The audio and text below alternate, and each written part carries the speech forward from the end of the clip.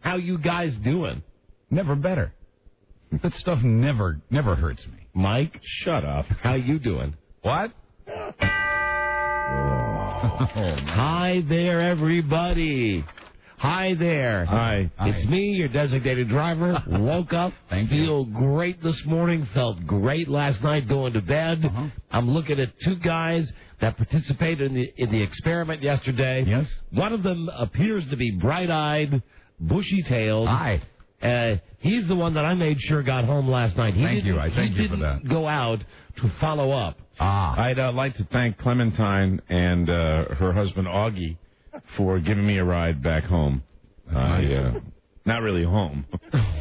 Maybe that would have been better. Hank's Look Around Cafe. But they were very nice to drive me, and Jonathan was very nice to drive my car all the way out there. Jonathan, of course, is the married sales guy who's married to the woman who may or may not be involved in a lesbian relationship. Jonathan has a crush on Beth Ann. And vice versa. And I can just say that for the three of them, a more sexed-up group you're simply not going to find. Really? Yes, I believe that they are just constantly thinking about it, perhaps acting on it, and that was just from one little drive. And just seeing the way they behave. Now, hold on. Even Augie? Who are the people that you think are sexed up? Well, I know that Clem and Augie seem to be sexed up. Well, they're married, so it's okay if they're sexed up. Are they sexed up for each other or for others? You'd probably have to ask Clem that. Or you could ask Will. Let's do that. And Jonathan, once again, somehow works his way into this. They could not have been nicer. They to do this, I was appreciative.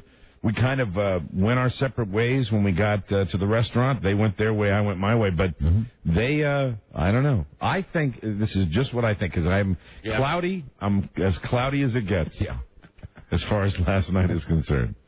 But I think that if you were to, delve into that, you might find some interesting answers. And we will on today's show. Who knows what the relation is between Augie and Jonathan and Clementine, but they could not have been nicer to me. You know it was a good Absinthe show when...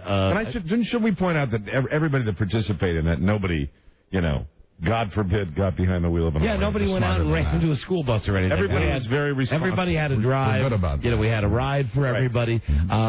Buzz told me that after the guy for Bare Naked Ladies was on, he doesn't remember anything from the show. Mike came in and said to me, did I do anything yesterday? Yeah. Did I do anything bad? I know that I called you a bad word that we used to be able to say on the radio when the Bare Naked Ladies guy was singing, because you pressed a button where there was just this little dropout, but it wasn't really noticeable to the listeners. And so I called you something where you had to hit the delay.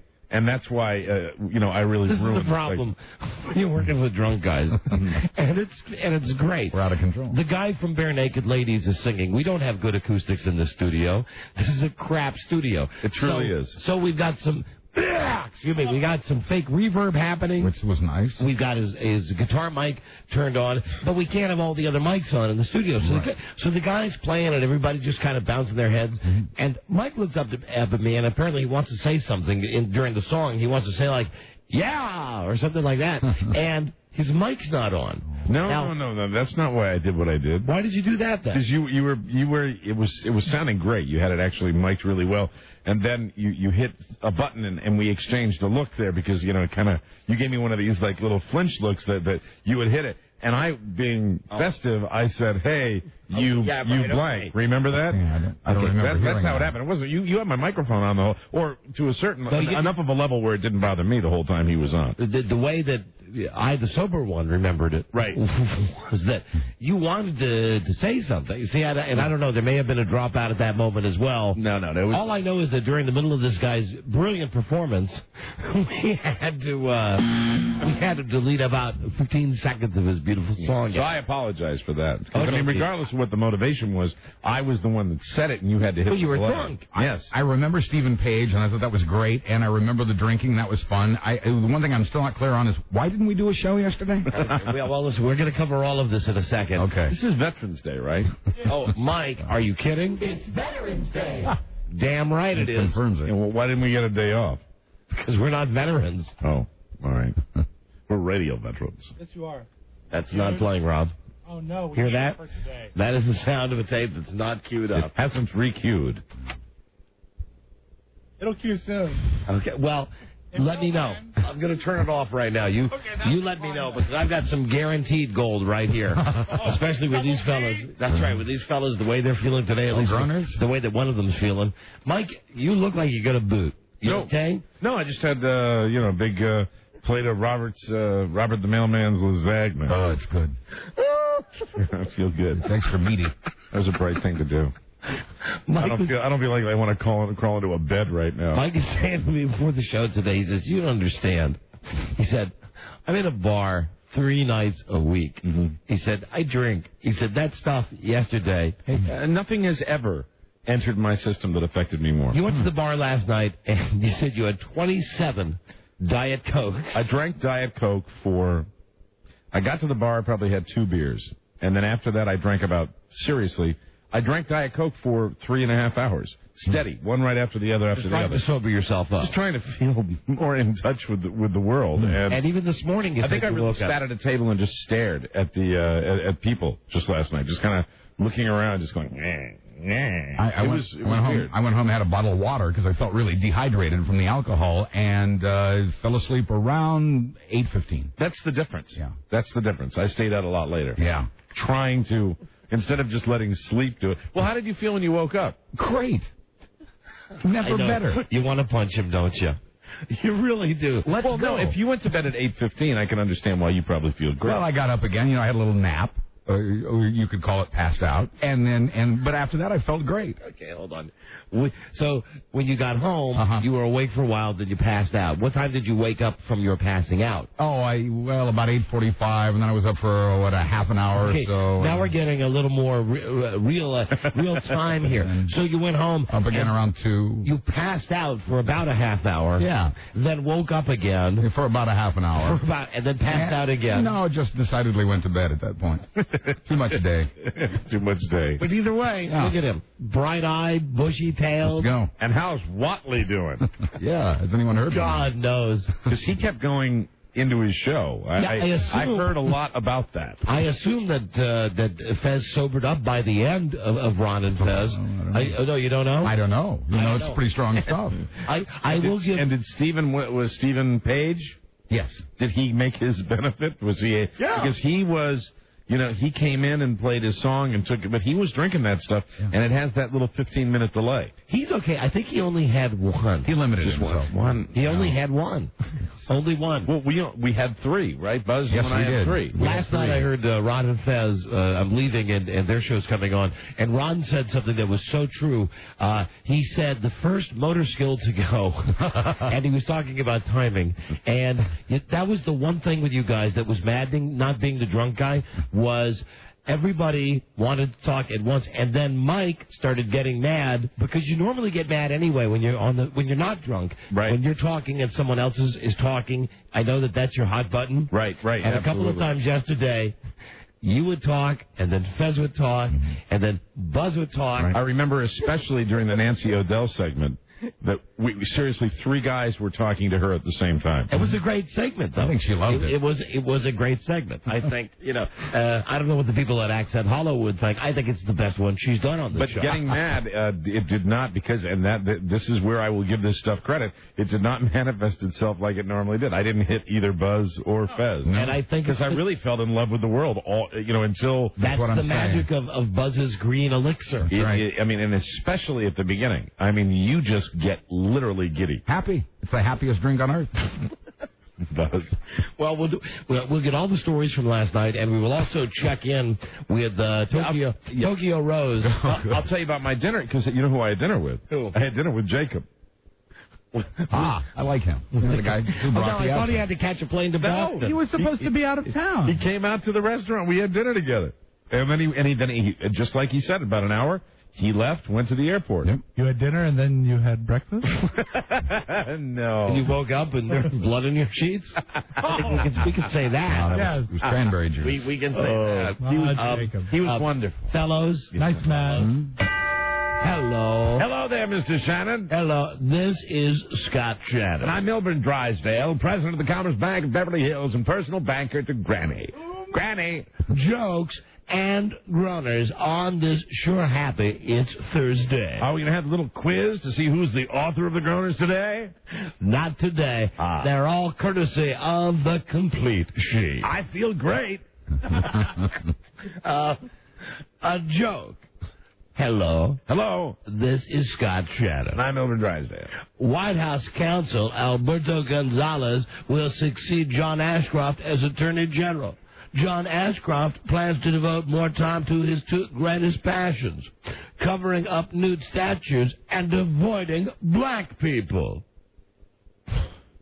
Wow. Timely, it's topical. Yes, Yeah, it is. real It's time. not funny. And I'm selling it, dude. You are. I'm selling it, man. Sure you are. It's Veterans Day. A hyphen, Webster's dictionary defines, is a symbol used to divide a compound word or a single word. So it seems to me that when a man calls himself an Afro-American, a Mexican-American, Italian-American, an Irish-American, Jewish-American, what he's saying is, I'm a divided American. It's Veterans Day. Thank you. Thank you, JW. JW. Thank you. Go right to the groaners. Very good. Hello. Hello. Hello. What is Condoleezza Rice's favorite party game? Truth or glare? Hello. Hello, Hangover. Hello, Day After. What does Condoleezza Rice take for her allergies? What? Glaratin. Is that it? Yeah. Hey, now. Yeah. Wow. Damn right that's it. Glare. Right. We don't pay for that, incidentally. Good for us. I think the reason we're still getting those is that every once in a while we mention the complete sheet. Right. Some service out there. Say hello to everybody. Hello. Do you wish to speak, sober man? No. Oh, look, you're just waiting. Yeah, just waiting. Just waiting for his turn. Oh, hi, Jerry. Hello. Hi, John Kerry. Oh, hi there. Hi, Julia. Hello. Hey, Tony. Hi, Don and Mike. You can call Don and Mike anytime from anywhere in America. 877-365-3636. They're ready to believe you. You have to live without the door today. Trust me, it's there. Based on a true story, he was a neo-Nazi with one true enemy. Himself. A man of faith, a man of hate, and a soul torn apart. Viewer discretion advised. How have you been? And good afternoon, Mr. and Mrs. Excedrin and all the ships at sea. Back again for another holiday season. The stars of a tuna Christmas, Don Geronimo and Mike O'Mara. Yeah. It's Veterans Day. Yeah. Hi there, everybody. Hello. Hi, Julia. Hi. Hello. Hello. Hi, Jerry. Don and Mike Show, new episode on this Thursday. 11/04. Hi, Don and Mike. Buzz Burbank here. No, he's not retarded. And there you go. Hi there, Don and Mike Show, new episode on this November 11th, 2004. Call us from anywhere in America, 877-365-3636 from Canada, from Mexico. Your phone number, 800-636-1067 in WJFK. Your hotline to the hits is 202-432-1067. Well, we had the great Absinthe show yesterday. Right. Yep. Good times. Good times had by all.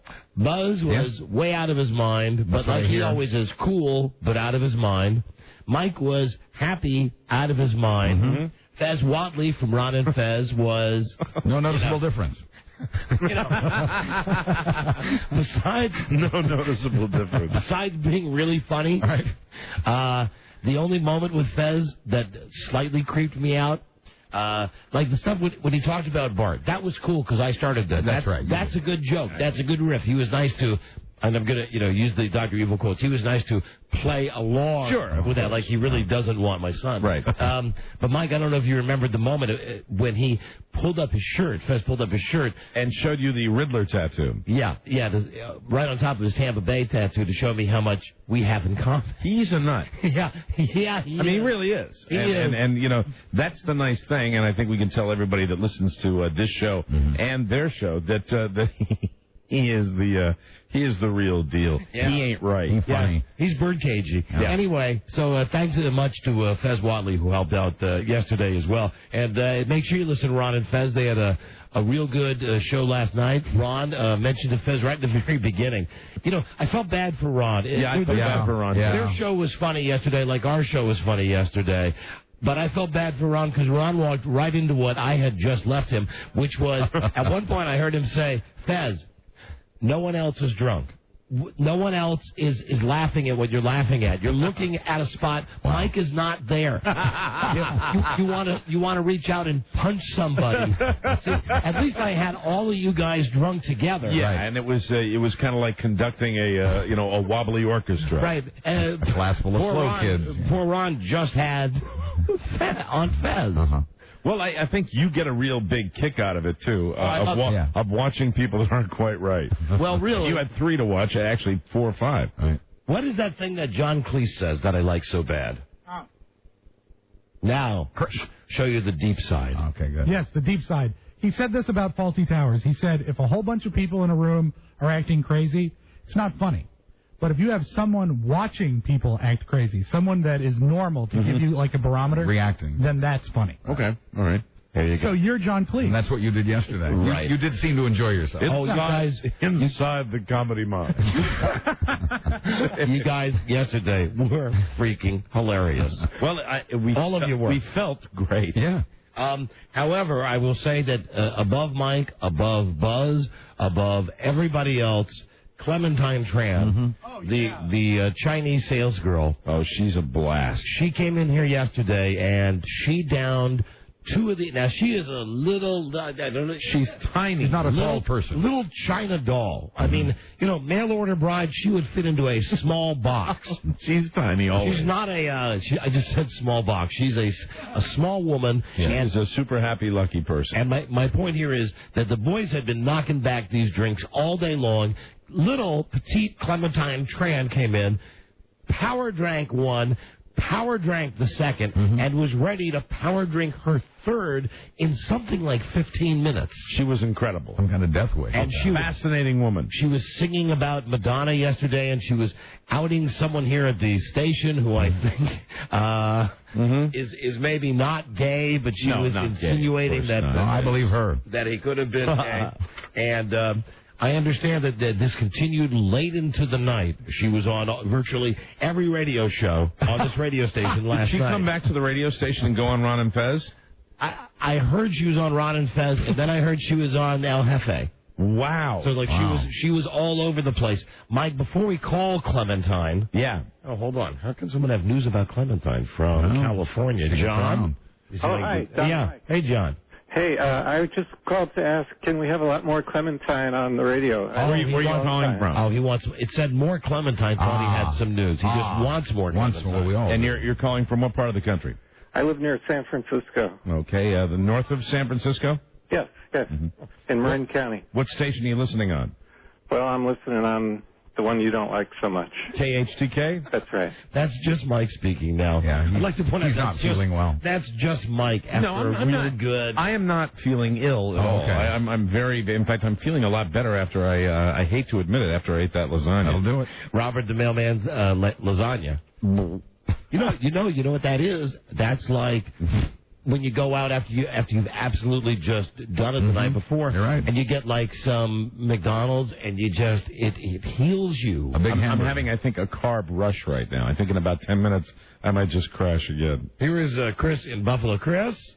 I just wanted to say the Wednesday version of Karaoke was by far the funniest show I have ever heard. Oh, that's Clementine Tran, right? Yeah. The funniest part was when Buzz was trying to do the news, and Mike just kept on saying, What do you got next, Buzz? That was the best. You guys are the friggin' best. You don't remember that, do you? Look at it no like memory. you don't remember. I have no memory of that. Let's see if you remember this. Okay. When you left the station last night. Now, I know how Buzz got home. Right, because he got you. home via me. Mm-hmm. Yeah. Now, Mike, you went out to the Look-Around Cafe. Gave my keys to... Thanks. Look Around Cafe. Gave my keys to Jonathan, and Clem Tran and her husband Augie drove me. I think Augie drove. Yes, he hadn't been drinking. Because Clem and I were, both... Bombs. And Clem and I were in the back seat. So when you got... Oh, hey, anything happened? No. I was in the front seat. Not that he remembers. When you got to the joint, did you enjoy Clementine's wonderful powers of persuasion, or did you... No, they went into the... I told them I'd buy them dinner, and they went into the dining room, and this is LA. I heard that. I want to say something. That is proof, beyond the shadow of a doubt, that Mike was happy drunk last night. Well, that was really just thanking them for the ride. He does That was the reason I was doing. I would have done that I would have done that sober. I mean, getting a ride, No, but I wouldn't have gotten a ride unless I was, in a little bit looped. I heard there was a 22-ounce porterhouse steak she had. Oh my God. I know. What is that on your menu? Is that like $6.99? They had a good time. So they were, that's. But I didn't talk to them.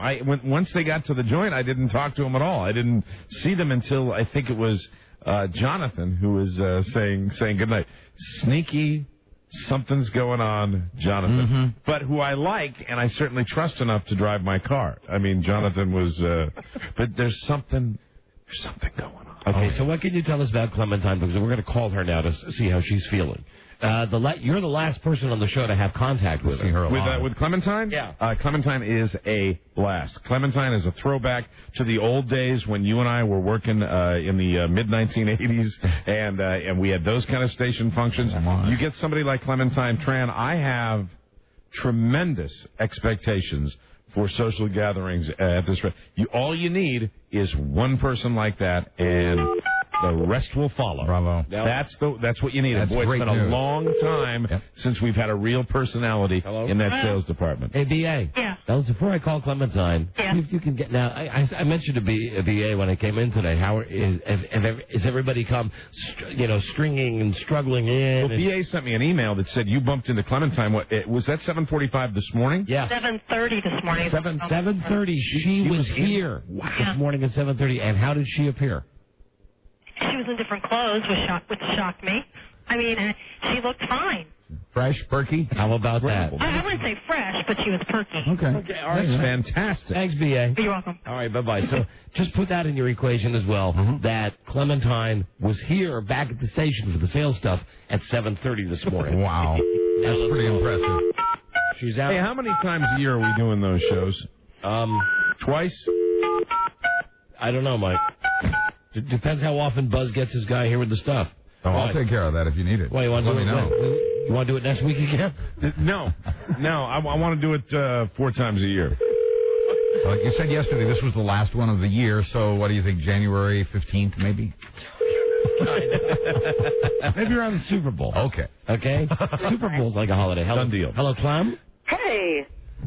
Well, we all Clement. came from other places. Hold on, Clem. Hold on, Different Clem. creeds, different races, playing John Wayne. form a nation to become as What the hell one. is that? It's Veterans Day. That's the harm a line has done. All right. A simple little line, and yet as divisive as a line can get. It's Veterans Day. Anyway, there's the Duke. I've got all the tapes. Clem? Hey, guys. Okay, hold on. Here, there you go. Oh, my darling, Clementine. Well, you came to the show yesterday, sang like Madonna. Oh, my darling, Clementine. Oh, my darling, oh, my darling, oh, my darling, Clementine. You really know how to party, oh my darling Clementine. Oh, my darling, oh, my darling, oh, my darling, Clementine. I don't remember the name of the sales guy that you said was gay, but it was great. Oh, my darling, Clementine. I didn't meant that he was gay. I just meant that he thought Fez was cute. Clem, That's all. Clem, you're an original. You're the real deal, Clementine. Clem. Tell us what happened last night, Clem, after you left the show. Basically what happened, we went to O'Mara's, and the food was great. That steak was awesome. Thanks. Look Around Cafe. Do you have a porterhouse? I did. 22 ounces. It was even better than the one at Morton's. So Wow, listen to this. it was really good. You couldn't tell it was horse? No, it was good. Hello, Right. my name is Mr. Red. And we danced, actually, because I wanted to give Mike his space and everything, and we ended up dancing later, and it was fun. And we left. You kept partying? Yes, and then I had to go back to work to do some more work. Wow. Fax over some stuff. And Did you dance with Jonathan last night? No, with Augie. I don't think Jonathan danced. Just with Augie. What was Jonathan up to? Augie's, incidentally, Augie is Clem's husband. Yes. Yes. And what was Jonathan doing while you two were dancing? I don't know. But he was sitting with you guys, right? Watch me. Right.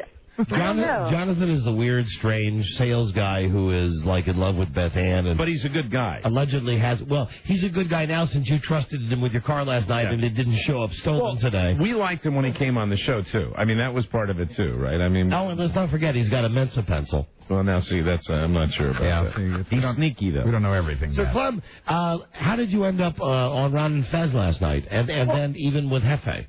Actually, I don't remember being on El Jefe, but Dubs just pulled me in. That's all. Like Ronna says, because I was making copies and everything. And then you were here at 7:30 in the morning. Yes, because we have a 7:30 sales meeting. How did you feel this morning? I feel great. Yeah, I feel great. I want to tell you something. I don't know what your metabolism is, Clementine, but really, you came in and you had two of those drinks that knocked the gang on their ass. You had two in the space of 10 minutes and started a third like, hey, this is nothing. And remember the Madonna. Oh, yeah. Who never can forget that? You did a great job with that. Yeah, And I'm ready for more, too. Thank you and your husband for driving me out there. I appreciate it. No problem. I had a blast. It was so much fun. Get into the groove. All right, well, listen, Clementine. Oh, my darling, Clementine. Thank you so much for my ride. Oh, my darling Clementine. Oh, my darling, Clementine. I hope when Mike is passed out in your car, you didn't do anything like undress him. Oh, my darling Clementine. Oh, my darling, Clementine. I woke up and I was naked. Oh, my darling Clementine. Well, thanks, guys. Clem and Augie. Thank you. All right, Clem. you. See you Bye, later. guys. Bye, honey. Bye-bye. Oh, she's much more mellow today. Sure. You know, I think of all of them, you appear to be the worst for wear. Yeah, absolutely. Buzz has bounced back. She's incredible. She was here at 7:30. That's just amazing. That's astounding. She's bounced back. Buzz has bounced back. Yeah. You're bouncing. I mean, whatever. You haven't bounced back. I feel pretty... No, I don't. I'm not going to sit here and lie just because of those two people. Hello, well, the bottom line is Clem's a lot younger than I am, and Buzz is a lot older. That's explaining it. Hello, Terry, Don Mike Show. Hello, Terry. Hey, Don, Mike, Rob. Hi. Buzz. Sorry about that, Buzz. Hey, Mike, you want to hear the most annoying sound in the world? I'm not in that state. I'm not in that kind of state where that's going to bother me. I don't think you're going to get him with I don't have like the ice pack on the head throbbing. I have a fatigue factor. I think that, and I probably got more sleep than anybody in the. But Mike, in the long wasn't as Deepak Oprah would say, wasn't restful sleep. No, it was fitful. All the diet fitful. It was full sleep. That's right. You had the beverages fighting it out in your system. Mm-hmm. You had the absinthe trying to put up the good fight. Then you had the caffeine from the Diet Coke coming in. And at one point they merged and they meshed, and the absinthe won. And then I came home and I ate a roast beef and cheese sandwich that I tried to cook on the grill. And I didn't cook it that well because I just moved into the house and I didn't have any condiments. So it was dry and I choked on it. Oh, dear. Be careful. Now, that wouldn't have been a pretty picture. No, it was kind of disgusting, actually. Food actually came out of my mouth. What if, God forbid, that it had gotten lodged in my throat? Mama Cass. And, then it would be that, I'm not even thinking Mama Cass. I'm thinking the whole, someone's going to say, what are you doing grilling a sandwich? Right. A dry sandwich. I know. Well, I got a new stove. that has one of those. It's not a grill. It's called a griddle. It's the flat metal part. Oh, I understand. Right. Okay. It takes a long time to heat up, and I waited for it, and I was impatient. I thought you went outside like to your Weber grill. No, that's not hooked up yet. Because I didn't know how. That's not hooked up yet. How festive you were still feeling. I had the roast beef and cheese sandwich that didn't melt because I didn't leave it on the griddle long enough because I was impatient, and a frozen Kit Kat. And that really just, that made me wake up seriously about 2:30 in the morning with I got the fire. Hello, Joe. Fire down below. Fire in the hole. Not that Robert's lasagna is going to affect me that way. Hello, Joe. Don and Mike show. Hello. Hey, guys, the next time you guys do one of those shows, you've got to have Fez back on. We don't get to hear him here out in this part of the world, but that guy is absolutely hilarious. Agreed. Yeah, he's good. He's good. Well, maybe somebody be able to help Ron and Fez get their show out there. Yeah, they should be. They're both very funny. You know what I'm saying. Hello, Don and Mike show. Things might be happening from what I hear. Good. But all I do is just read the trades. I understand. That's all I read. And the New York Daily News. Or was it the Post? I don't know which one it was. Daily News. Interesting headline today. Hello, Don and Mike show.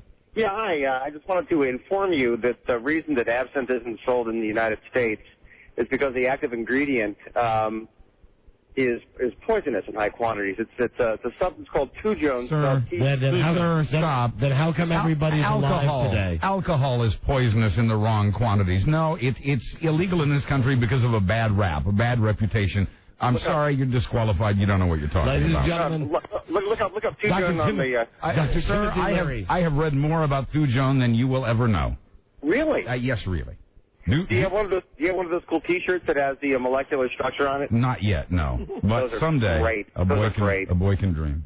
Yeah. Why are you raining on our parade right now? I'm not trying to rain on your parade. Listen, even if the stuff did cause you to die of poisoning, I'm telling you. Everybody on the crew that had it yesterday is here today. They're alive.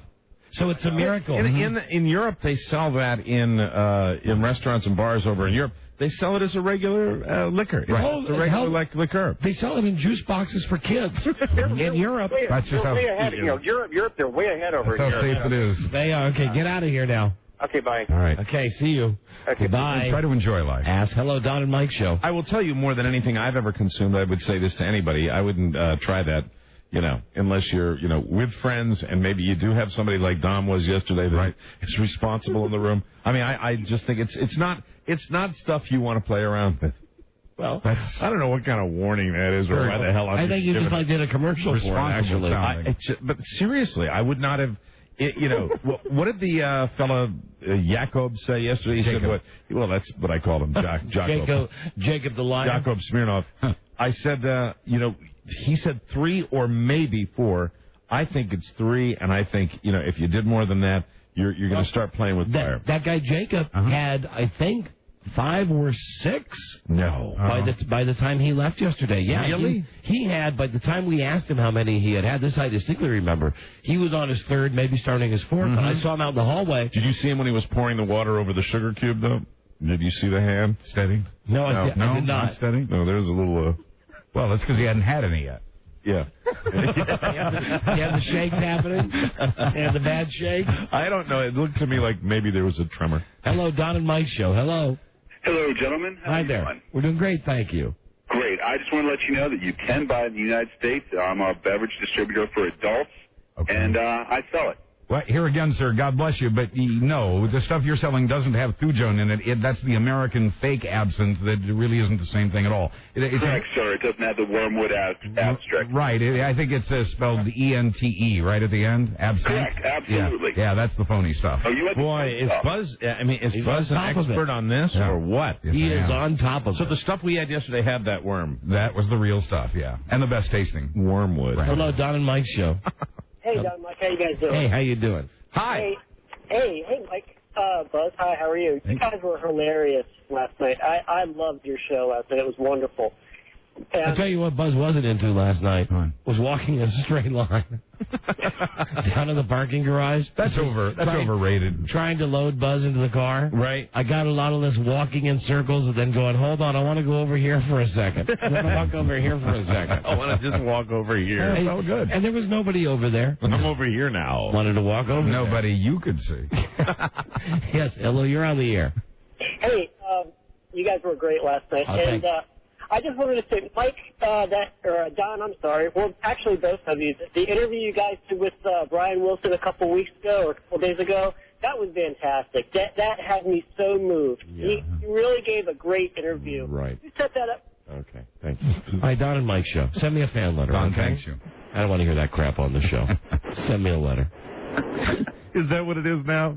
Send you a letter. Send me a letter. He loves letters. Send me a letter. I know I'm good. You don't have to tell me. Thank you. Hello, Don and Mike show. Hey, what's going on, guys? We just patted each other on the back. Hello. What can we do Pretty for good. you?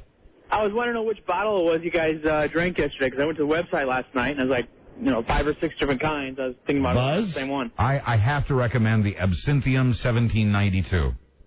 That's the best tasting, and it's powerful stuff. Ah, excellent. Yeah, holidays coming up, and I'm going to try to get a couple bottles. All right, Very dude. good. Enjoy. Thanks a lot, guys. Thank you. Bye-bye. Booze show. We've started. Like a packed goss of booze right Look now. what we have started. God damn. Hello, one more. We got time for one more, then we got a break, because we got somebody of note coming up. Hello, Don and Mike show. Hi, it's Karen. Karen? Rob, play me in. Hold on. We found it. She's a dog, she's a queen, she's a gentle life teen, and Karen is her name. That's me. It's Karen. That's her. Karen. She's the only caller that has a jingle. Karen. So, Karen, what are you calling for? Well, I think Mike needs to hear the rip torn "Did I get hit by a taxi?" because that's what he kind of sounded like later on. No, we all know. No way. Karen, we're going to wind this up before the end of your jingle. So let me just say in 5 seconds or less, goodbye, Karen. Goodbye. Bye. Really very charming. See you. Karen. There she is. Oh, and she hung up. Yeah. Isn't that nice? Did I really sound like Rip Torn yesterday? I was hit by a taxi. You sounded like a lot of people. Okay. Yeah, Mike, you're a very talented mimic. You sounded like a lot of people yesterday. I don't think you had any Rip Torn in you. I don't think any of the other personalities, the real ones, came out. Because the truth is that Rip Torn thing, that was Rip Torn. That's the angry. That's right. He's not drunk. You weren't the angry guy. You were the happy guy. Hard to be angry with that stuff. You were really happy. Yeah. Okay, guys, when we come back, first let me just say, It's Veterans Day. That's very good. We salute. Absolutely, we do. A crooked cross the Nazis flew, and the Russian hammer and sickle, too. Time bombs in the lives of men. It's Veterans Day. Right, amen. Man, that is downer music right there. Jerry and Larry don't think so, though. There's a pick-me-up. Okay, everybody, see if you can hike your pants up. You know what? This is not a Splash some cold water on our faces. Is that what it is? Oh dear! Because coming up next. That might just push me over. You know what helped that throat out? What? A nice big plate of Bob the Mailman's jambalaya. When we come back, we'll talk to Joey Pants. Those aren't sausages. Really? Oh. Yeah. Did you even catch who it is? Joe Pantalantonio. There you go. Did I get the name? I'm very close. Pantaleano. That's what we call him, Joey Pants. My God, we're going to talk to the headless body on The Sopranos. Yes, right after this. That's exciting. Yeah, thanks. This is the Don and Mike Show. WJFK. You're just a little slow, aren't you? Just a little bit? But sorry. Okay. Traffic lady. Where are you, baby? In Virginia, authorities are working an accident on Route 29 at George Mason Drive. Also seeing delays westbound 66 from the Beltline to Nesson Street. Virginia radiator system failure is a major cause of roadside breakdowns. Have your neighborhood Different technicians to fix your radiator today. And keep your car running like a well-oiled machine. I'm Michelle Hughes for the Don and Mike Show on WJFK. WJFK. It's fucking awful. It's a young man. Heart disease. A silent killer. Hey, there are worse ways to go. Even still, I'm the bishop, dude. Pretty humiliating. So Elvis died. That guy in Hollywood, too. Don something. Producer of Simpsons. The Don and Mike Show. Tom's gonna get you. Working amongst the drones, the Don and Mike Show. Right. Rich Eisen will be on tomorrow for the NFL Friday show. Rich is, of course, on the NFL Network with Total Access. Rich is sponsored by Tower Records, Tower.com. No one has a bigger selection of the music and movies you love than Tower. All right. Joey Pants. Wow. Oh, this is a good time. It's him. Hey, Joe? Yes. Hey, all right. This is a thrill. Joe Pantoliano. Pantoliano. You got me confused with Hector Alessandro. Joe Pantoliano. And Robin Bronk. Joe Pantoliano. That's why they call me Joey Pants. Yeah, right. Joey Pants is the best, and it's great to have you on the show. It really is. Am I on the show right now? You're on the show. Yeah. Well, it was nice talking to you guys. Thanks so much for coming on. Thank you. Joe, listen, we're lucky enough to get him. He wants to talk about a book, and we're more than willing to do Ron that. wants to talk about the book. Oh, yeah, we're getting Robin on the phone right now. Yeah. Hi, I'm here. And then we also have Joey has some big news to announce about the Creative Coalition, too. Okay, very good. Why don't we start with that? So, big news? Yeah, we're going to be throwing the after party for the inaugural ball on the 20th of January, and it's going to be the party to end all parties. You know, this will be a big party town, and we are the Creative Coalition is a nonpartisan arts advocacy group that I'm co-president of with Tony Goldwyn, and Robin's our executive director. And we're here meeting with all the Republican leaders, and we're going to have a big party to celebrate their wins and to talk about our agenda, what we stand for, and freedom of speech and arts and education in schools and piracy issues and runaway production. Joe, you mentioned this is a nonpartisan group, so you're having the after party. Does this mean, like, even if you, say, weren't going to be down there for all the inaugurals, that you could, whatever your politics are, you could pop into town for the late-night party and enjoy yourself? Is that what you're saying? Absolutely. I mean, really, this is a big announcement because we've been getting all kinds of calls. When I said to Joey, we got an announcement on Don and Mike. Well, give me a timpani. Well, that's good. Let's get the timpani. Give me a timpani. If this is really... So we, in fact, we just closed the deal, our meeting about an hour ago, that we're going to be doing this. It's the inaugural after party. It'll be on January 20th in Washington, D.C. Right. It will also be a fundraiser for the Creative Coalition. But as you know, how there was the run on our tickets from the Democratic and the Republican convention parties, there will only be about 600 tickets available. Okay. And I noticed with the Republican party this summer, we had someone was selling our tickets on eBay for $25,000 a pop. Whoa! And we're having it It's at the Women's Museum. The Women's Museum downtown? Yeah. All right. Downtown here in D.C. And I know that you're a national show, so we expect a lot of people to come in from all over the country. We'll have, first-rate talent there. And you know what? It'll be substance and style. Substance and stuff. When you say after party after the inaugurals, what time is this thing going to get rolling? It's going to get rolling at 10:30. 10:30. Would there be any chance that anyone could abuse the substances? Well, only if they do it with style. With style. With style. Joe, I think I know, just from chatting with you for a second, which guy you voted for. I think it's probably the guy that we voted for, too. You never know. You never know. I don't never know. For me, what happens in that curtain is like what happens behind that curtain, which happens in my bedroom. Okay. Nothing. Well, nothing. Then I'll ask you, as a guy that voted for Kerry, and I don't have a grudge like the other people, meaning everybody else in America, if I come to this party and I dare to wear my Kerry button or indicate that I was for Kerry... Will you be thrown out of the party? Yeah, but I will personally throw you out. Cool. I support the president and all that jazz, but if you come down and you say I voted for the other guy, but I'm here to... Well, he said no. I think at the end of the day that this is a celebration of that we're Americans first, and party affiliation should be put aside. There was an election, and President Bush won it fair and square, and he's running the store. And there's a lot of Republicans. They get 5 more seats in Congress. Yes, they did. Right. Yeah, so it's pretty clear. American people have spoken, and we are. What's important to us is our agenda. First Amendment rights, freedom of speech, arts and education in public schools. A runaway production that makes sure that everything is on the level playing field, so that work stays in the United States. Piracy issues affect me directly. It affects my bank book and the idea of putting food on my table. You had to have voted for Kerry. That are real. I'm not a smart man.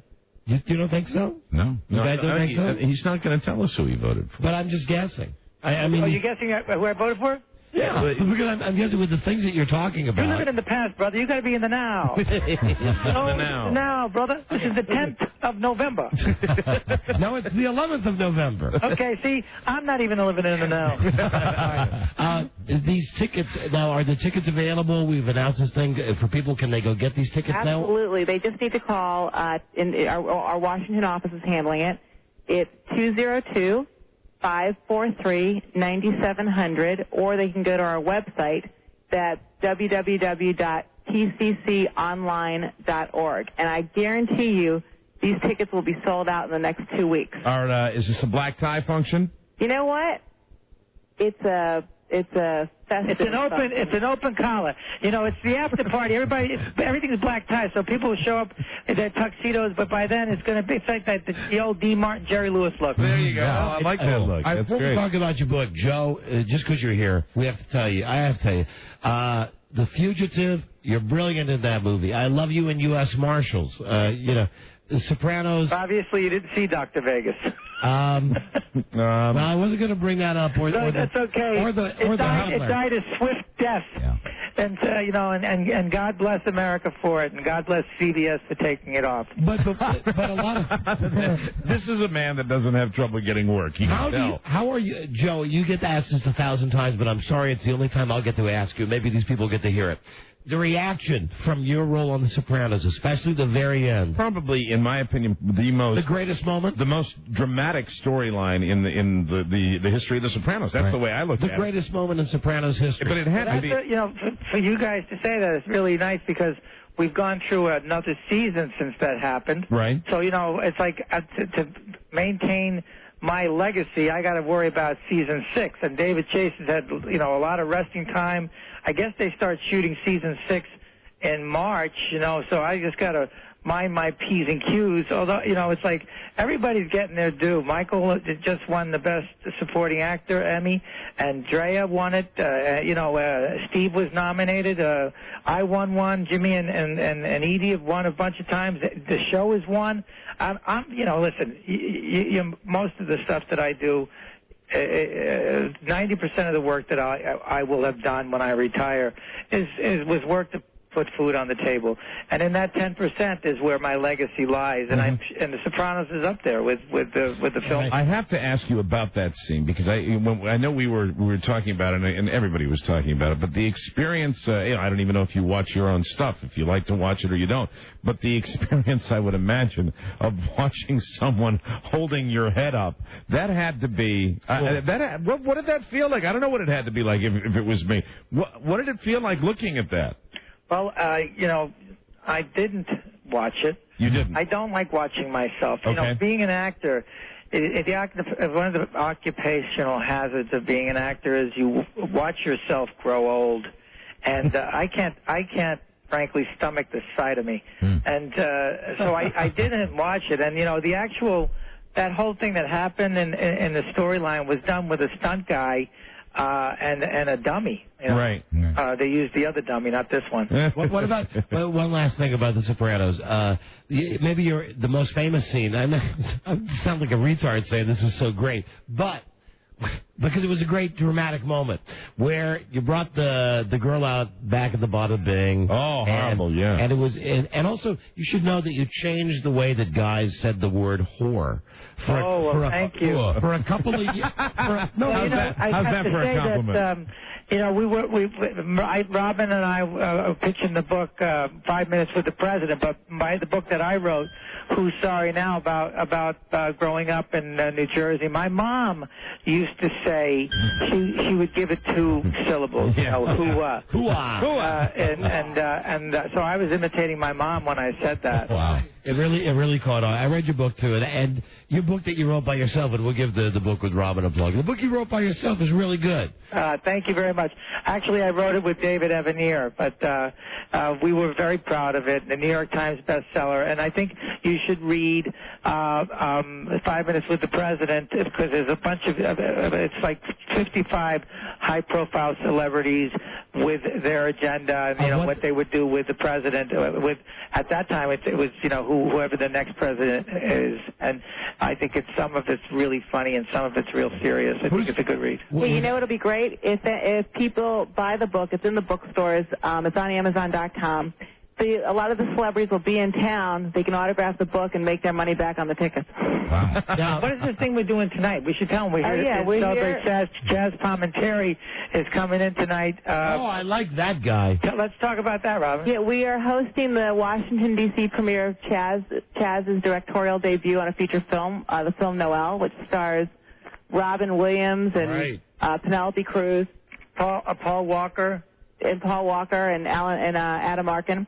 And so we're here at the MPAA hosting a big dinner with a Washington who's who and who's left and who's right. Wow, you guys are busy. Wow. We are busy. And then, but again, the big news is buy the book, 5 Minutes with the Next President. Okay, that's the first piece of big news. Buy the book. It runs the gamut between Tucker Carlson, Ron Silver, and Janine Garofalo, so you got it all. Wow. Everybody comes to our after party and can be personally thrown out of the joint by me. All right, listen, the book, if you had 5 Minutes with the President, and what's the phone number again for the tickets, inauguration gig? Yeah. It's 202-543 $9,700, and we just got a call from that office saying another 100 tickets have just sold. Wow. Cool. Well, you're going to sell a few more than that. There you go. Well, listen, I'd like to meet you both on that night, if possible. Well, hey, you know what? Call that number, too. Just wear Go to hell. Sticker, and I'll find you. Okay. Joe, nice talking to you. Robin, I'll wait. Fellas, thank you. We really appreciate it. See you later. Thank you. Thanks, guys. See what I think of you. How about you get off the phone? Okay. A plugging machine. Publicist's nightmare. My God. She would be a publicist's dream, she was actually. Fun. Yeah. She's the one who wrote the book with him. Right. The thing about if you had 5 minutes with the president. What celebrities would say. He's a funny guy. We could have spent more time with him. I would have preferred, obviously, to spend more time talking about his stuff. You know, I go back to Risky Business with Joey Dance when he was fantastic. You know, if anybody out there, hey man, they're listening, did an IMDb search on him real fast, I'm sure that his resume would have tons of movies that all of a sudden you'd go, oh yeah, I remember him. And you know, what a shame Dr. Vegas is I think his most recent ever. I think that was on TV for a half an hour? Yeah, you know, and her chapter in the book, If She Had 5 Minutes with the President, she said if she had 5 minutes with the president, she could get the website out 70 times. Well, you know, they sold their 100 tickets already, so that's good. Buzz, you on the site? Yeah, I'm just going to IMDb now. It makes me realize when we have someone on like that that's very involved with the Washington social scene, doesn't it bring home to you how outside of the loop we really are? Thank God we are. Oh, absolutely. Thank God we are. Thank God we're not Cokie Roberts. So you don't think that he voted for Kerry? I think he voted for Bush. I think so. A lot of the Sopranos cast and a lot of real-life alleged mobsters voted for Bush. I believe he did, based on the way he said he wanted fair and square. Right. Yeah, but you know... But you never know. Also, the Creative Coalition has a lot of liberal influence. That's what I'm saying. He's talking about, like, getting arts into the schools and stuff. Right. And you never know with him. And also, there's a lot... I've also run into a couple of people recently, and keep in mind, my circle of people that I come in contact with is very small because, as you know, I don't like people. I feel uncomfortable around people. So when I see someone, it's truly a joyous moment. Absolutely. Anyway, those a special moment. A moment frozen in time. A moment that you share. A moment frozen in time. When he voted, do you think he wore his handler hat? Those people. Never mind about those people. Buzz? Yes. You got it? He was in Memento. He was also in The Matrix, the original Matrix movie. I forgot he was in as Memento. Cypher. And you know, he was great in The Matrix. He was outstanding. Yes, the original one. Yeah, got killed off in that one. The handler, there are a lot of them. He talked about the 90% of his career that he did to put food on the table. Yeah. In addition to Dr. Vegas, we're talking about the Adventures of Pluto Nash. Didn't Dr. Vegas have Rob Lowe in it? Yeah, he was the star of that. You know what? Rob Lowe, I know for a fact, was a big Bush supporter. Well, getting back to the thing about the people. He was. Really? Yes. I'm surprised. Even though he was on the West Wing, a left-leaning show. I've run into a couple of different people this week from different walks of life who voted for Kerry. And I'm going to get back to that same thing again. The guy said that he had to take the bumper sticker off his car, and what he did was he put it on the inside window. Right. He taped it to the inside window even after the election, and that somebody smashed out his back windshield. Wow. Now, they didn't steal the car. They didn't steal anything out of it. They thought it was just because he had the bumper sticker on. It was after the election, and they couldn't peel it off. It's amazing. Time to take it down. Taped it to the inside. I regretted doing it. No, you didn't. He's kidding. And conversely, of course. Conversely, the other guy that I talked to, Phil, he says to me, "Hey, I'm pissed that we're just having a discussion." He said, "You mentioned on the radio that you don't like all the signs up anymore. I'm going to leave." The guy lives about 8 houses from me. "I'm going to leave my sign up. I'm glad my guy won. I'm glad your guy lost. I'm going to spend every day telling you my guy won and your guy lost." There's a lot of that feeling on both sides. Really. Anyway, I'm not aware of a lot of sour grapes on the losing side, but I do. There's plenty of them out there. If I had been on the winning side, I'd keep the bumper sticker in the window but I certainly wouldn't smash out the opponent, because then he can't drive by him and go. I bet anyone who's that excited about Bush winning loved watching Joey Pants and Pluto Nash. Hello, hold on, we got a better one than that. Frank in Reno. Frank. Hey, what's happening, Don? Hey, Frank, what's happening? Hey, Joey Pants was fantastic in the Goonies. Goonies? Oh, that's right. That's got to be the poll of the day. Rocky Road? The Goonies. I like Goonies. His name was Francis, and my name is Francis also, boys. With Ann Ramsey. That was her breakout performance. There you go. She's never been lovelier. That was pre-Throw Mama from the Train, Ann Ramsey. Yeah. She has never been lovelier. You see the director's cut? Yeah. That's got the full frontal. It's tasteful, but nice. Back when they treated her like a lady. Oh, baby. When she was on the Goonies, as opposed to the way she was treated in Throw Mama from the Train. When Danny DeVito looked at her as if she was some sort of monster. Not the beautiful, sweet flower that she is. The Goonies was really her last hurrah as a leading lady. Lovely leading lady. Anyway, thank you to Joey Pants. Yeah. Nice to talk to a guy that we like. And Robin Brock. So buy those tickets for that thing at that party and, do what you want. Amen. When we come back, now we don't have a rebel billionaire. We don't have a guy like the guy from Virgin. Okay? We don't. We do have a rebel millionaire, and we will speak to him next. All right, this is the Don and Mike Show. How much for the little girl? The women. How much for the women? What? Your women. I want to buy your women, the little girl, your daughters. Sell them to me. Sell me your children. Maitre D'? Maitre D'? You. How much for your wife? The Don and Mike Show. We're on a mission for the guy. You can call Don and Mike anytime from anywhere in America. 877-365-3636. They're ready to believe you. 106 miles to Chicago. We got a full tank of gas, half a pack of cigarettes. It's dark, and we're wearing sunglasses. Hit it. Yeah. Doobie Brothers.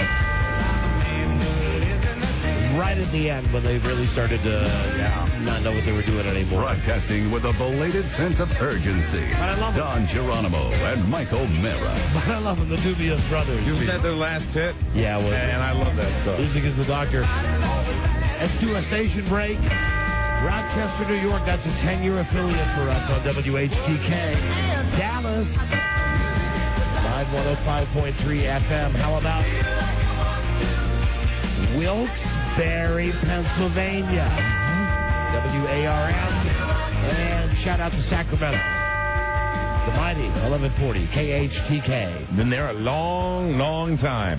So the deal is that they've got the Apprentice show. Right. And then they've got the Crazy Mark Cuban, who is still listening to our show every night in Dallas and still emailing Beth Ann almost every day. I like that. Then you've got Donald Trump's show, and then I think I mentioned that. That's The Apprentice. Then you've got the Branson guy. Yeah, and then you got the spin-off of it, the fake one. And that's right. My big fat obnoxious boss. And now we present to you the Rebel Millionaire. Not a billionaire, I don't think. Okay. Well, he may be. Do we know that for a fact? Well, I don't know. Ladies and gentlemen, the former president of the Baltimore Ravens, David Modell. David Modell. Dave. Don and Mike, how the heck are you guys? Dave, welcome to the show. Are you a Rebel millionaire or billionaire? I'm not even sure I'm a rebel. Okay. I don't know if I fit in any one of those categories. I bet you're a rebel. Yeah. I'm a rebel. Yeah, and is it, as far as the other part, the other word, would the B word be there or the M word? A, B word, and an M word have both been used to describe me, but not the two that you have in mind. No, that's unfortunate. But I don't think that I can say those on your program. No, I don't think you can. Not anymore. You can So tell. you have a very clean-cut program now. We do. Yes, we do now. I got my haircut today to be on your program. You got a haircut. Well, it's always important for radio, and Well, you know what? You have a clean-cut program. I thought I'd take care of it. we appreciate you evading our first question. So it's going to be great. Thank you so much. I appreciate it. This very high-strung rich guy who I met about a year ago, his dad, Art, owned the Browns and then the Ravens, and He took David through. He personally took you through a trip through NFL fantasy world. Yeah. Labyrinth. Dave was nice enough to let me out on the field with the Ravens, and that I should thank you, David. First off, before we make you sing, because remember that's the whole thing with him. He's a singer. Right. Yes. That relationship. I don't know if you said anything or not, but the Ravens have continued to be very nice to me, even with you not being there. I'm going to be up there. I think Frida and I are going for the Cincinnati game. Very good. And I think. And who will you be sitting with for the Cincinnati game? I think maybe the guy who took your job. Oh, really? Is it with Dick? No, I don't. No, I think with Slicky Steve? Boy. I think with Slicky Boy, Steve. Oh, with the owner. Yeah. Very good. Very good. Anyway, I appreciate all of that. And how do you feel now that this has got to be the first time? And how many years has it been since you've not been involved in an NFL season now? I mean, this is the first time. How many years before that? 25. 25. How are you doing? Are you hanging in there? Is it driving you nuts? What's going on? I'm hanging in there. It's it's not driving me nuts. It's amazing what goes on in the real world outside of all of that. So it's been great. Michelle and I got married in May. Yes. Which you may or may not have known about, but No, we did. And we traveled a little bit, and a little of this and that. It's not the bad. It's been good. And I'm doing the math here, and I know that you married May, June, July, August, September, October, November. Yeah. 6 months. Well, are you firing blanks? You mean you wanted to announce a pregnancy? Well, I thought that would be. I imagine the pressure is off of being the president of the Baltimore Ravens. You won the Super Bowl. You've got the beautiful wife. Yeah, I would imagine you're waiting for another Modell. That probably would happen without you even wanting it to happen. Probably. Well, I have 4 children from my previous marriage, so obviously I know you do, but there's no reason that you can't. The weapon works. The weapon totally works. The weapon works. The weapon works. Is it seriously? So it sounds to me like it's been fun to actually have a life during this time of year. Which I mean, in 25 years previously, I mean, you were working. Yeah, and the weekends, and obviously, Todd knows because he took the trip, and it's a bit of a schlep. You do that every week, and blah blah. So it's not been bad. It's pretty good. All right. How about for everybody on Live 105? How about those Ravens this year? How about that? Because you gotta be proud that even though they're doing the stuff, that's the team that you helped put together. They got some good free agent pickups, but it's still your Ravens team. You like them this year? Oh, I'm very proud of them. Obviously, I am a Raven and will be forever. But I am proud of them this year. I think they struggled a little bit here and there, but they persevere and wear those snappy black outfits and win on national TV. And what more can you ask for in life? Will you be jumping back into the NFL anytime soon? I mean, is that it for you, or would you have an interest if somebody had the right situation for you that you'd get back into management of an NFL team? I would find it hard to say that if a great opportunity didn't come along, that I'd have to look at it, but it would have to be an awfully good opportunity. Given the fact my kids are here, and obviously, what I just said about being a Raven and blah, blah, blah. But, you never know. Will you ever go back to playing? Will I go back to doing what? Playing. No, never again. On the helmet again. What about if a job like Miami opens up and they're going to clean house down there? What if they come to you and they say, hey, we got, here's the good news and the bad news. We got great weather. The bad news is the Dolphins. I don't think the Dolphins are bad news. He's the only team to have an undefeated season and all the hits. Hey, you know what? This is right here. You just got some politicking right here from a guy who just 30 seconds ago said, "No, I don't think so." Now he's the crap of all the NFL teams. They're the worst. Well, by the way, do you have any affiliate down there? No, we're in Tampa. No, but we're in Tampa, yeah. Oh, well, that does me no good whatsoever. Anyway, David... Can you get an affiliate in the next 5 minutes so that we could, you could do me some good here? Yeah, but we can't keep him. That's funny. See, he wants back at it. Sure. He wants free back. agent affiliates. He wants back, but, don't cry any crocodile tears for this guy, okay? Because it's not like he's waking up every morning and bathing in a bathtub of $100 bills, because he is. Okay? And I've been criticized on the show for my cigar purchases. Yes. Seriously, David, how many cigars now you think you got hanging around? How many thousands of boxes? And I am not exaggerating. No, I don't have thousands of boxes hanging around. How many hundreds? Boxes of cigars? You never know. The ice age may come. You need cigars. Right. How many hundreds of boxes do you think? Now, boxes or how many cigars? There might be 20 boxes of cigars in the house. 20 boxes of cigars. Well, how many cigars roughly in your humidor? I don't currently have a humidor. Here's the thing: when you're a rich guy like David, and I've been to his office before, and he'll say, "Yeah, there's some cigars back there," and you go back there, and I'm not lying. There are 40 to 50 boxes of high-end Cuban cigars, which, incidentally, last time I checked, illegal in this country. You must be mistaken. You're reading those boxes. They must have been upside down. They obviously were fake. I think it was a different name. But wait. But I've never had a cigar with my name on it. Oh, that's right, like Don does. Yeah, all right. Have I ever had a cigar with my name on it? Not your name. Oh, wait. I've had a cigar with your name on it. That was the spiff that they made for me at the company, and it's only because, how am I supposed to compete? I'm up here with Mr. I've got everything. Look at this. I'm the president of the team. What, you like cigars? I've only got 5,000 boxes of cigars. What, you're impressed by this little Super Bowl trophy? Here, let me take it out of the bag. Go ahead. Get your picture taken with it. Make love to it. I don't care what How can I compete with that? I got to give him one of the cigars that's got my name on the plastic. Your special cigars. I've never even got one of those cigars, David. And loved it with a beautiful case to boot. Absolutely, a little cigar case. Loved it. David Modell, besides being a great NFL front office guy, being a truly nice guy to hang around with, party with, as we have on many occasions, he is also a very frustrated singer. Now you mentioned this, I think, last year, and you talked about this on the show. You mentioned that this is his aspiration. Yes. David wants to be... Did I make the mistake of mentioning that to you? Yeah, I think you did, David. David wants to be a cabaret performer. That guy, we can say that the Arizona Cardinals could come calling. What's going on back there? So that's Rob Spiewak, David. Rob. It could be the Cardinals, it could be the Dolphins, or it could be the off-Broadway production of Annie Get Your Gun. It really doesn't matter. What exactly? No, Annie Get My Gun.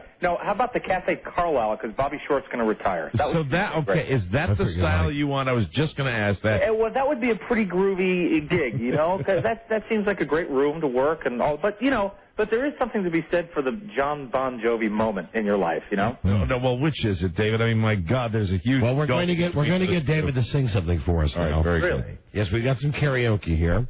But what am I going to sing? I like Doobie Brothers. I'm going to give you hold on, I might have a Doobie Brothers song here. Rob, did we get Leonard Skinner? CD? Now, Bobby Short's never going to play the Doobie Brothers. Hold on, I got to Well, he could do kind of a, Oh, black water. Hold on, we've got Taking Care of Business. Works for Hold me. on. We have. Do you know Long Train Running by the Doobies?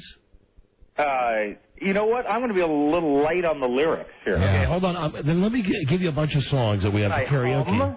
No, hold on. We'll find something that you know the words to here. Really? Smoke on the water. Smoke on the water. Just tell me yes or no. I don't know the lyrics to Smoke on the Water. Okay, how about Mary Had a Little Lamb? You know what? I think that I could manage that one. We'll start with that one, Robbie. Then we've also got The Rose, The Way We Were. They Long to Be Close to You. Oh, they long to be close to you. Okay, that's the extent that I know. All right, here is... the abbreviated Burt Bacharach. What? We'll start with Mary Had a Little Lamb.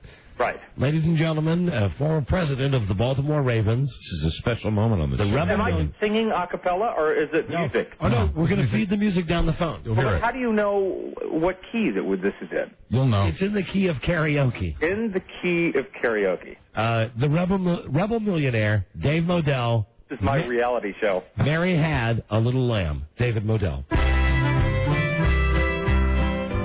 Now, is there an intro here, Robbie? I don't know. We didn't preview this.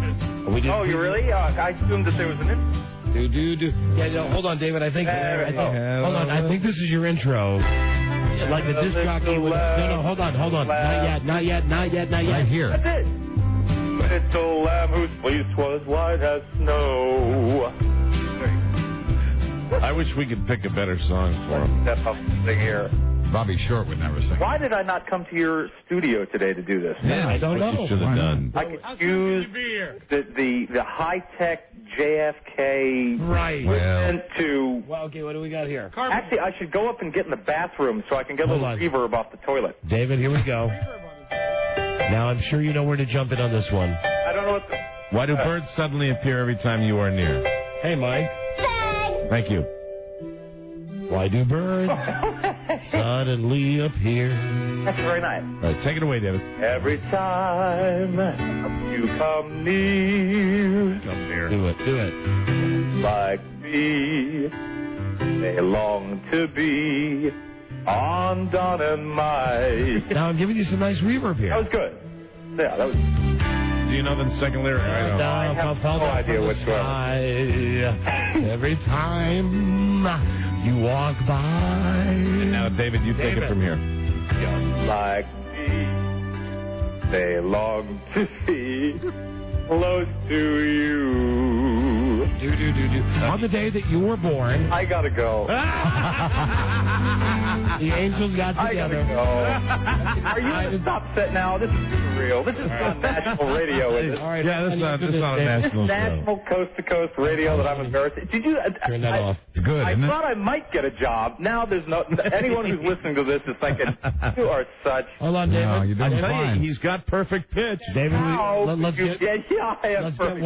get one more from you, David. We've got now some classics. We've got Oklahoma. No. Sound of Music. Hello, Dolly. Wait. Sound of Music. What's... The Hills Are Alive with the Sound of Music. Oh, The Hills Are Alive. You want to go with that? Oh, David, you'd make us all happy if you gave that one a shot. You think? Would that make you happy? Yes, because it's got that great intro, and I did that. I did a lip sync to that in drag one time. All right, let's really. I'm learning too much. I thought it might make you feel better. I'm Irish lad, you. Let's preview before David sings. Yes. Because this is obviously the intro part. Beautifully done, incidentally, by the karaoke performers. Jesus.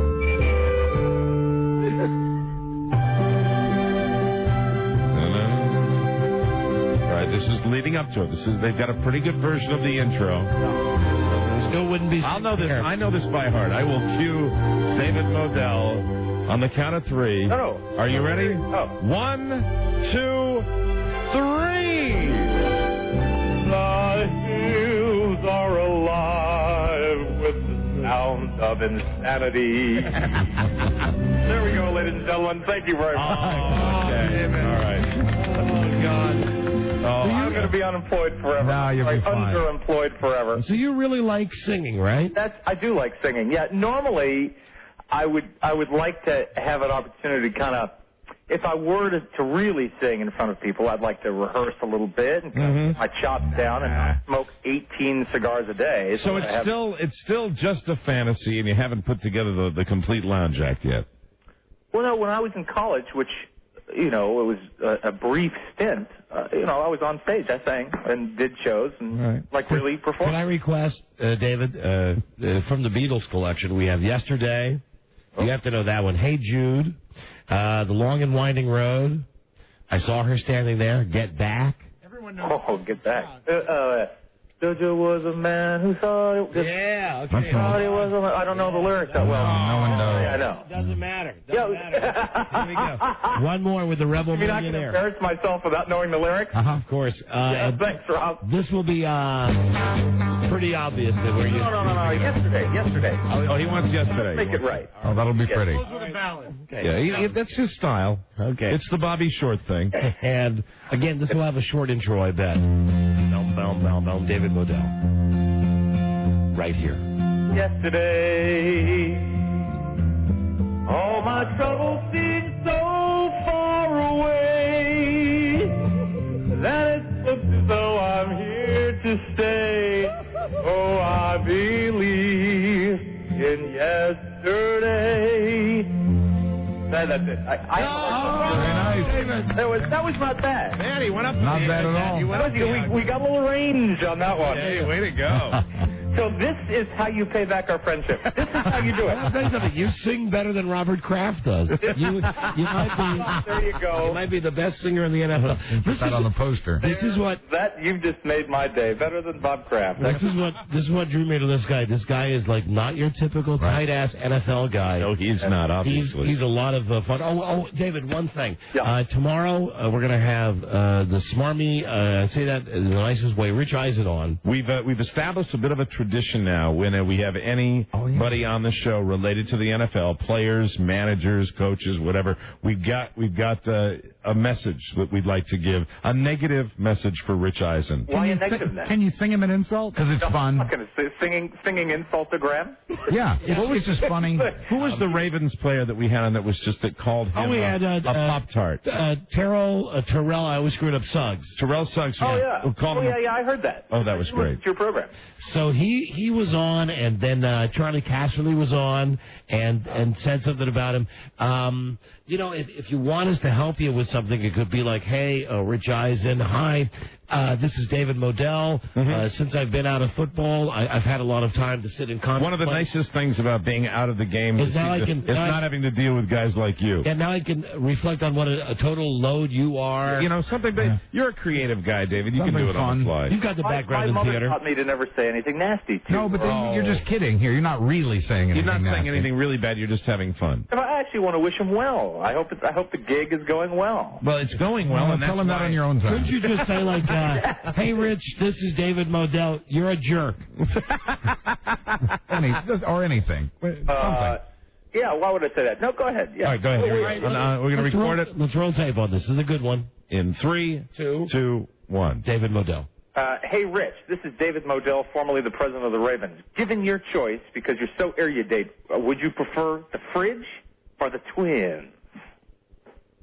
What kind of insult is that? I'm not sure that's really an insult. What kind of insult is that? There's over our heads, and then there's sailing over our heads. We told you just television. We told you. I know you're talking about commercials, but we told you just to tell Rich he's a jerk. We're going to give it a jerk. David, we're giving you a second chance on this. That's not going to work for us. Rich isn't. Is this like baseball? Yes. Yeah. You're going to throw me. David, Rich is not a jerk, but it's funny to have you guys say he's a jerk. You're participating in a great tradition. We don't have the other tapes here handy, but trust me, everybody's done it. Yeah, I heard 12, but so this is kind of like your superstition. It's just a little ribbing. Because I know you're a superstitious guy. That's a little friendly. All right, ribbing. I'll participate on that. Just got to say he's a jerk. I don't want to sound extremely lame. Right. And as a matter of fact, I imagine tomorrow when we have him on, we won't just play the tape of you saying hello. We'll play this entire 3-minute coercing you. Coercion, yeah. Yeah, twisting your arm to get you to say he's a jerk. Yes, and then he's going to think that I'm a complete dope, too. Don't worry. We're going to give it another go. I'm tired of this persuading. In 3, 2, 1. David Modell. Rich, this is David Modell. I am the fired president of the Ravens. Ordinarily, I'd be very angry about that. But because I don't have to deal with schlubs like you, there you go. My day goes by beautifully every day. Hope you're having a great time. Dope. There you go. Wasn't that fun? I'm telling you, is this guy the real thing or what? That was sweet. I like that a lot. That was beautifully done. I am not kidding. Look, make sure you're listening tomorrow. We'll have Rich on about 5:30. I listen every day, all day long. Very good. Yeah, what else you got to do, right? Yeah. Besides spend money, take baths in money, look at the Super Bowl. Now, did you have to leave the trophy with the team, or did you get to take it? What do you think, pal? What would you do? All right. Well, listen, you know what I would do. You couldn't get that thing out of my arms. I swear to God. And how is Michelle now? Here's an important question. Yeah. Does she still like you? I know that this is an important question when people get married. Mm-hmm. She liked you. She loved you. I'm sure she does love you. But now that she's been married to you for 6 months, does she still like you?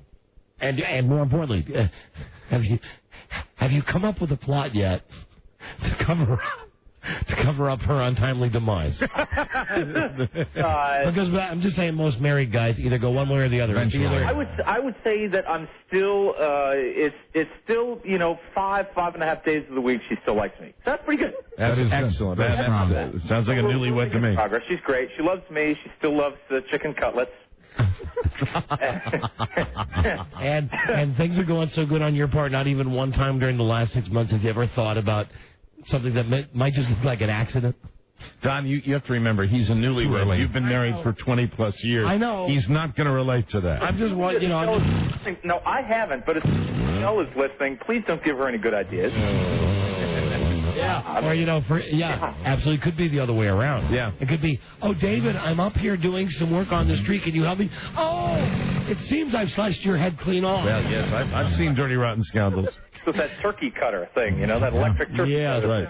Okay, Rebel Billionaire, it's great to talk to you, David. Hey, when you're up in the ballpark, I'll be over in our suite. You should come over and say hello. Oh, you can count on that. That's a date. Oh, I love that. And I know that Art and Pat would love to see you as well. Oh, yeah. Patty's favorite. She took a cotton to you, young man. Your mom and dad really. Besides the fact that I was up your dad's butt, Art's butt, just because he's Art Modell. Of course. Really, David's mom, Patty Modell, is the greatest. Very good. She 5 minutes with Art. And you ended up spending hours with my mother. Yeah. You're giving her the whole business about you remember her on TV and Mom is People's Choice, and she's going, God, darling, I love you. I used to be on General Hospital, and she did.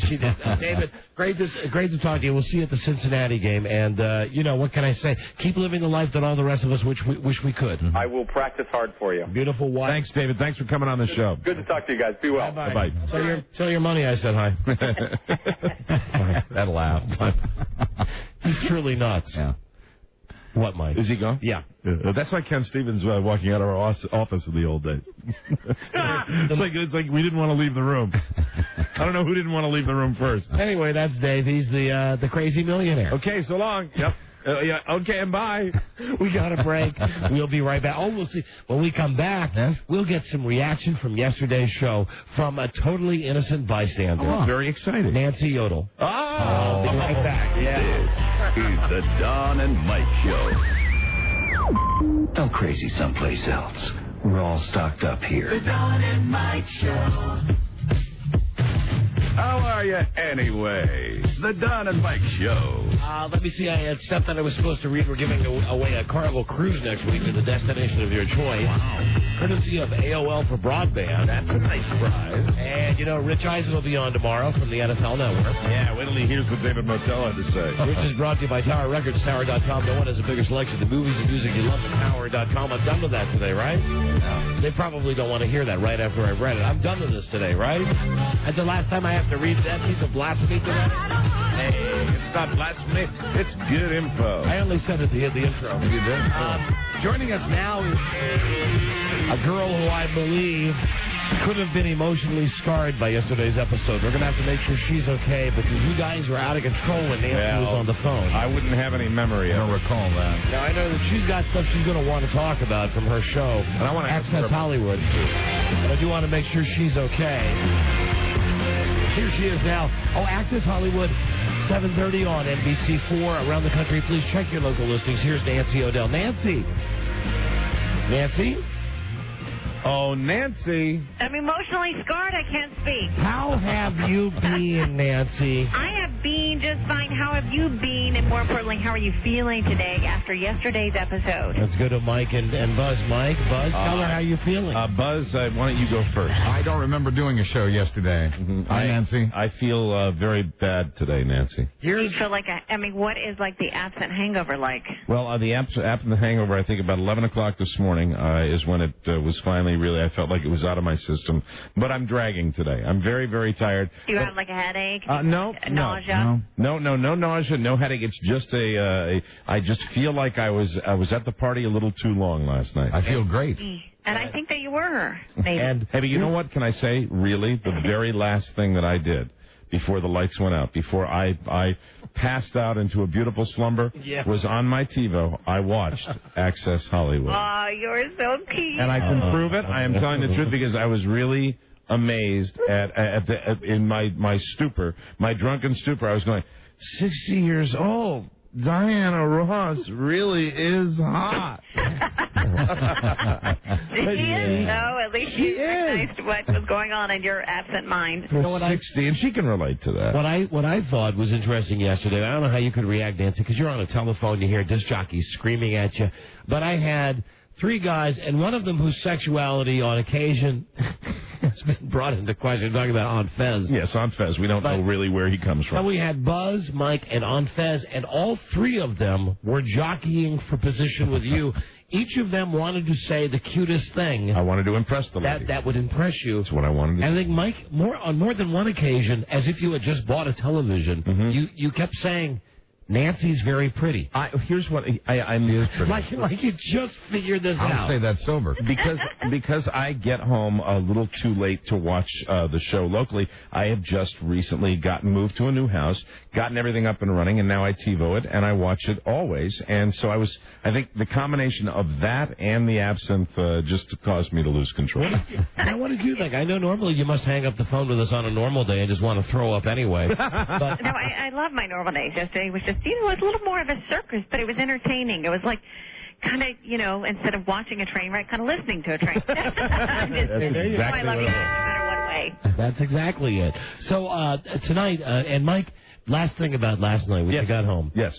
Was part of it that you got home and you were buzzed and you were ready to, start the crash landing, that you turn on the TV and and I know it had to be a weird sensation that when you were at the peak of your absinthe high drunk thing, you're talking to Nancy, and then it's funny to go home and think, now there she is on my TV. Yeah. Was that part of it? Yeah, and I'm sure that the feeling was, man, I certainly impressed her yesterday. Man, oh man. Good imitation. No, it was actually, yeah. I sound like me, don't I? It was a good imitation of yourself. Uncanny. No, it was Are you sure you haven't had a little absinthe today, too? Maybe some of it's still in my system. I'm not sure. Anyway, Nancy, thanks for being a good sport yesterday. No, it was always fun. The boys like talking to you. I love the fact you're on a much clearer telephone today. Oh, really? Yes. That's because yesterday I was on my cell phone. Today I'm on a landline. Yeah, well, remember, it's I'm a woman on the move. I got to, do the cell phone thing. It's a hard line. I got to look Hollywood every now and then. Okay, let's talk about Accent Hollywood. 3 things tonight. First, that Tool Nick Lachey. Nick comes to us and he sets the record straight. He's very upset about all these tabloid reports that he and Jessica are on the rocks. And, in fact, he gives the example of how one magazine says they're off having this romantic weekend, and then the next one says they're splitting up. So he says all the rumors that the marriage is on the rocks are all lies, but you got to tune in just to see his reaction and how adamant and kind of angry he gets about it, and, how it's obviously, affecting him personally. I wonder if he does protest too much. Yeah, I was going to say, Nancy, come on. I know that we've been through this with you. We're not going to get you to say anything bad, but I'll tell you an outsider's perspective of this. Why would this guy ever want to leave her, except for the fact that it must drive him crazy that she's more talented and popular than he is every day? I would think so. He is so, but see, from a woman's perspective, he is so precious and cute and so talented. That's from the woman's perspective. And I know you think that I just don't want to say anything, not nice about anybody, but it's so true. He is just. If I could just. She is beautiful and hot to you guys, If I could she's just as say- beautiful and hot to us women. Last word on this, and then I'll drop it because you're probably right and I'm wrong. But let me just say, Ben Affleck said all the same stuff about Jennifer Lopez. Yeah, and it usually has it been your experience when, and I'm just using a hypothetical situation with any celebrity couple, when this kind of stuff happens, when this and you get a situation where they come out and they say, "Hey, we're doing fine," and they have to reassure their public. Sometimes that's 2 months, 3 months down the road, we find out, well, maybe things weren't all that good. Well, I can't imagine when you have that, on every single magazine cover that you're breaking up, that can be really healthy on your relationship. Right. I mean, it's got to make you paranoid about how you appear in public and what your body language says. But he gives, if you watch Tonight on the Show, he gives very good examples of things. Like there's one magazine that shows a picture of him at an airport with a, quote, mysterious blonde. And I won't give it away because I'll tease you for the show tonight. But when you find out who it is, you're just like, it's just like, no wonder they're fed up with it all because it's okay.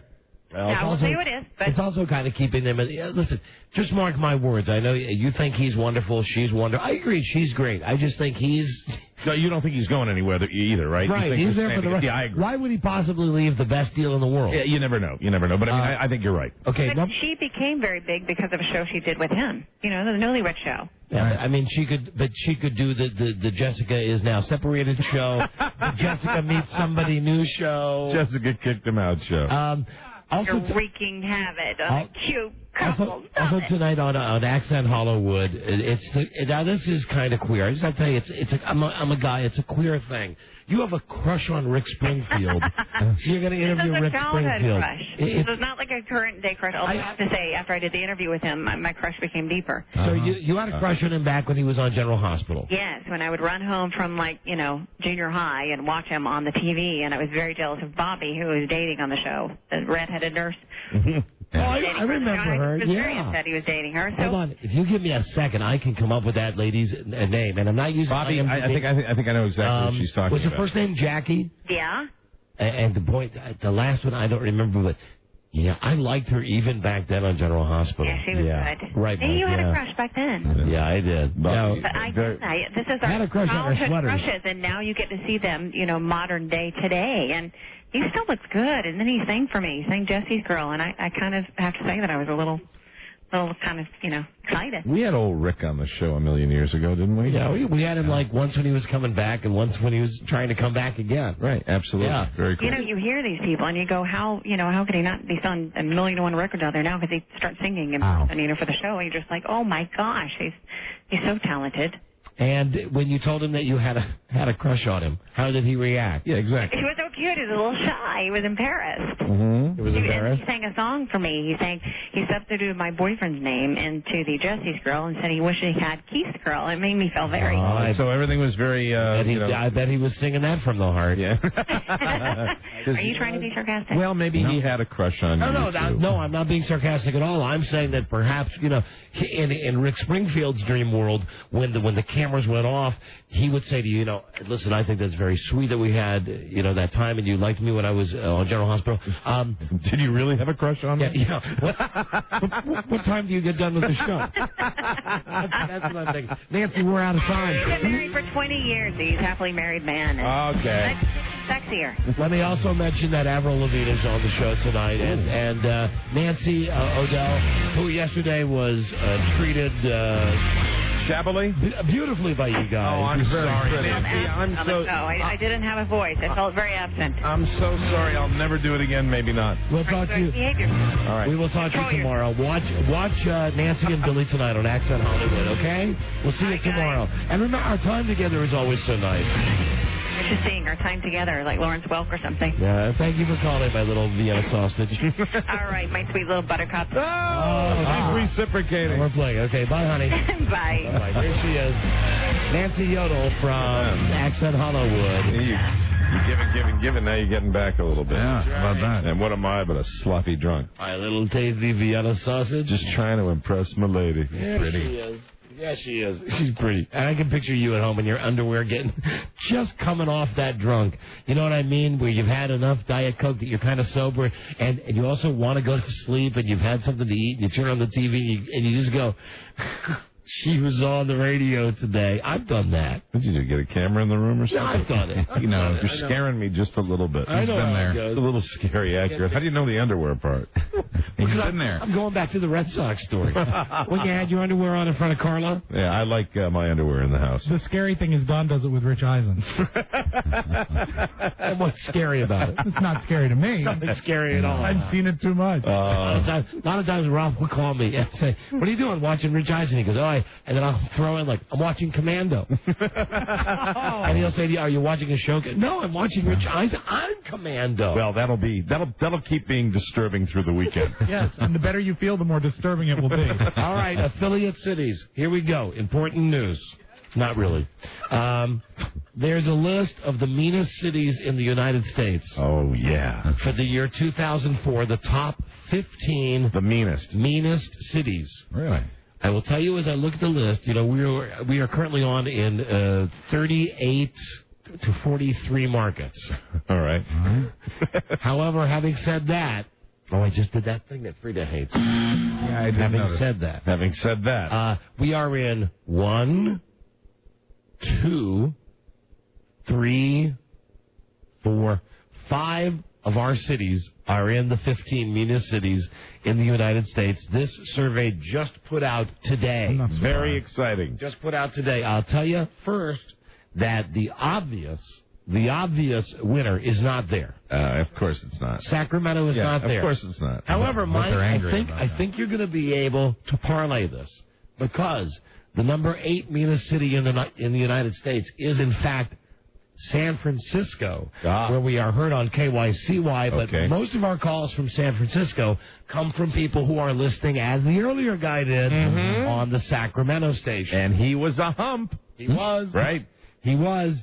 Then you have Dallas, Texas, where we're heard late night, and that's when people are their meanest. Really? I never thought of Dallas as being a mean city. I've only been to Dallas one time when we went down and we did a football game promotion down there, but I thought it was a very nice city. You also spent a couple nice hours in Dallas on the floor of the airport. Yeah, but that was the airport. That doesn't count. Nobody bothered me. Technically, that was in Dallas. Yeah, nobody bothered me. They were all quite nice. Dallas has a history of being mean to presidents.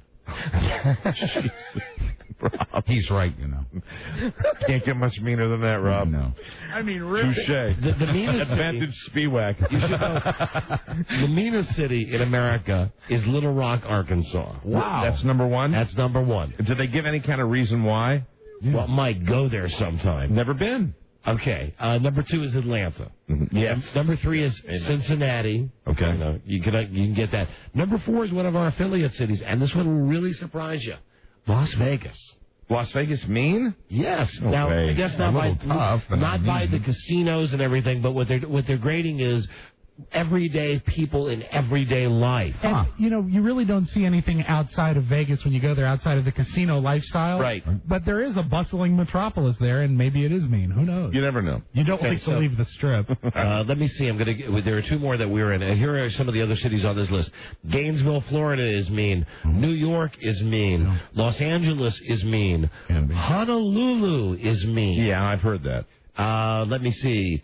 Key West is mean. Yep. Berkeley, California is mean. Nashville is mean. And we got 2 more that we're in. Austin, Texas is mean. Really? We're heard, again, in Texas. They got a thing with this show. We're on nighttime at Austin. No, that's pretty mean. And Tampa Bay is number 12. Yeah. Tampa Bay on WBZZ. Well, I think maybe the meanness has a lot to do with traffic too. And I know that traffic is murder in Tampa. It's horrible. Well, traffic's bad everywhere. Where's Washington D.C.? Not on the top 15 list. How's about that? Because it's so nice. Yes. I'm looking friendly. How are you anyway? Look at our list of affiliates, and I'll tell you that just based on the phone calls that we get.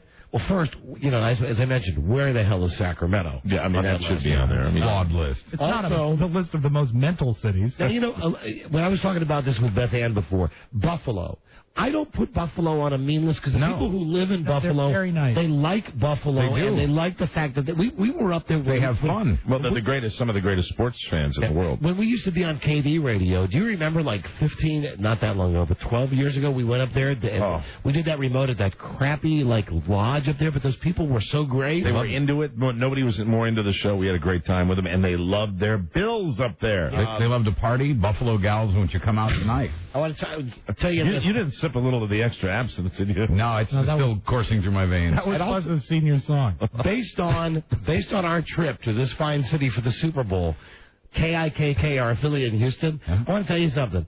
That is one mean friggin' city, at least when we were there for the Super Bowl. I agree. I remember all of us felt very mean. We sure did. Every time we had to take a cab. Something about the 3.5-hour cab ride from point A to point B. And also, conversely, there is a list of the happiest cities in the United States. Do you have that one? Yes, I do. And the happiest city in the United States is Appleton, Wisconsin. You would know that better than I would. What do you think about that? That's possible. That's a good, happy place. Do you rank Baltimore as a mean city? Oh, no, I don't. I truly don't. I truly don't. Only me. Let me just say this. Baltimore is only a mean city if you get to know the people who live there. I mean, like, if you just came into Baltimore and went down to the Inner Harbor and said, you probably have a very pleasant I'm going to have experience. dinner, I'm going to watch a ball game, you'd think it would be real nice. Then that's like Las Vegas. Las Vegas is very nice if you stay inside the Bellagio. Sure. But you go out to the tract housing. Don't go out and get some aspirin. Here's Jed in Vegas. Jed. Jed? Ed. Yes, hi. Oh, Ed. Hi, Ed. Ed. What's happening, Ed? I've been in Vegas since 1997, and I'll tell you what, I turn on the news every day, and every day they find a new dead body somewhere in this town. Really? The attitude outside of the Strip is just unbelievable. Why? Why so angry? You know what? I don't know. Maybe they just gambled away their rent money at the 7-Eleven, and they're driving home. Ed, are you angry? And you know what? I like this town. It's an all right town. I met my wife here. And, so I've been really fortunate here. Have you had yourself experiences where people were mean to you? Oh, my gosh. I was at a store, and I was just going out to my car, and some drunk guy started yelling at me, and actually wanted to beat me up. What happened? The drunk guy yelled and what?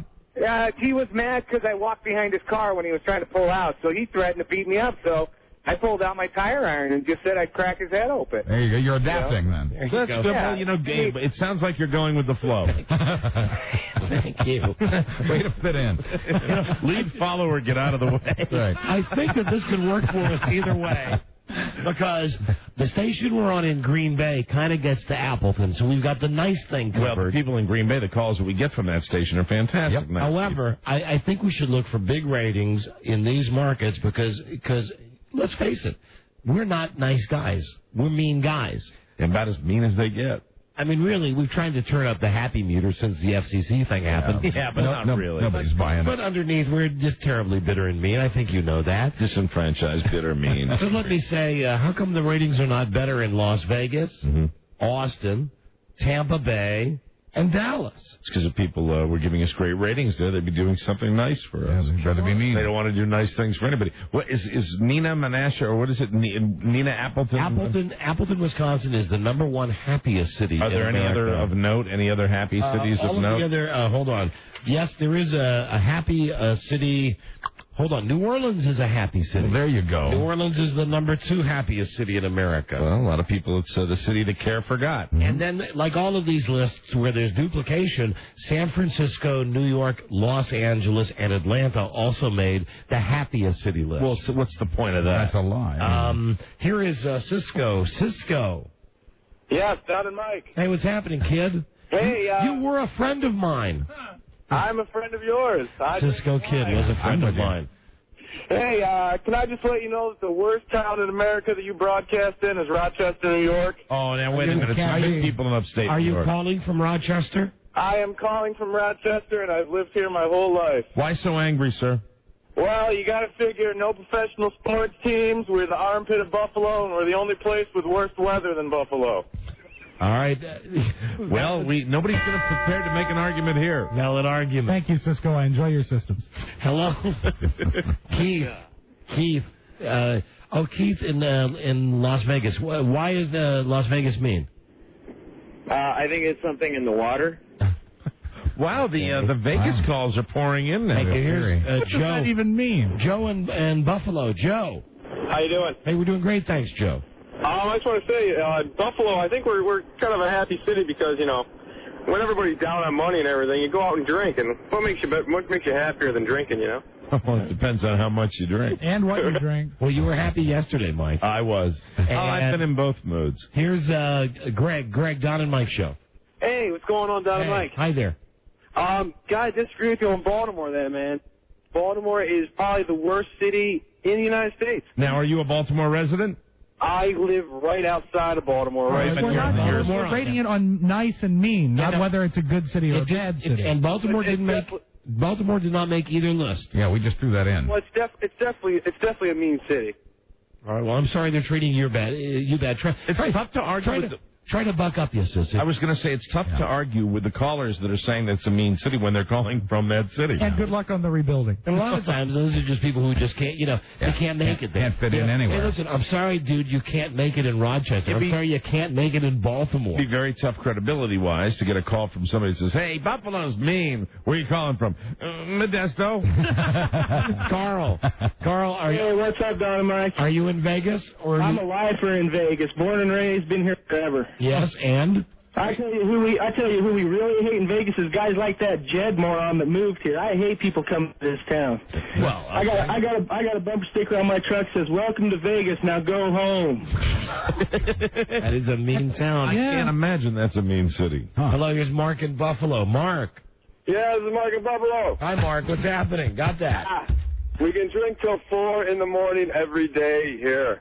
That's a happy city. Again, Buffalo equals happy. That's right. Here's another call about Las Vegas, but it's from a guy in Portland. Portland, Maine, or Oregon? I don't know. Tom, which Portland? Portland, Oregon. Portland, Oregon. All right. Yeah. Vegas is an awful town. You know, every Thursday about 8 o'clock they find dead bodies. Every Thursday at 8 o'clock. He's trying to make a CSI joke. Yeah. All right. You know, George Eads does seem nice. He was a great Evil Knievel. It made you laugh. Here's Chris in Tampa Bay, the 11th meanest city in America.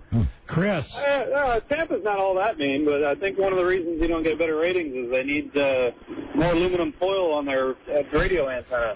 Don't worry, you're just mean. That's okay. That's cool. Here's Troy, also from Tampa Bay. Troy. Hey, Don and Mike, how's it going, guys? Do you think Tampa's mean? We are mean, and I have perfect explanation why. Good. The station that used to carry you guys dropped you, and you were gone for like 3 years, and you just came back, so we haven't got a chance to get happy yet. Oh, okay. All right. Well, now you just kiss it. It's Troy McClure. Thank you. Oh, hold on. Here's Brian in Green Bay about Appleton. Brian. Hey, Don and Mike. Yeah. Hey. Hey, Don and Mike. Hey, the reason Appleton's so happy is there's a little town by there called Hortonville. I kid you not. So have a splendid day. Good day. Hortonville. Are we doing the Dr. Seuss thing? No, we're doing the Horville thing. Or here's a who. Horton here's a who. Hooah, as Joey Pants would say an hour ago. Hooah, here's a who. Hortonville. Horton. Now I'm getting it. One more call. Don and Mike. Hello. Horton hires a hoe. Yes. Hi. Don. Yes. Don. What? That last caller from Baltimore sounded like nothing worked there. The medication wasn't working. Maybe that's why the guy was so angry. Okay. You know what? We're getting a lot of mean people. Yes, we are. Isn't fun. Isn't it great? I'm surprised that this show would draw that. I'm surprised our ratings aren't better in these. Come to me, my children. I had a guy a drunk guy hit him with a crowbar. One more. Last call on this topic, and it's Buffalo. Joe. Hey, Joe. Hey, guys. How are you? We're doing great.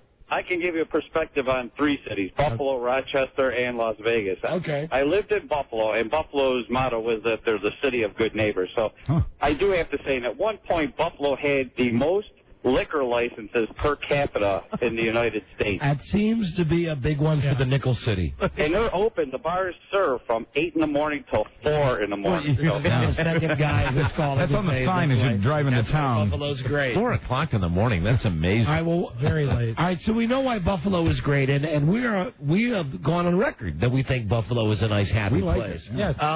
What about Vegas?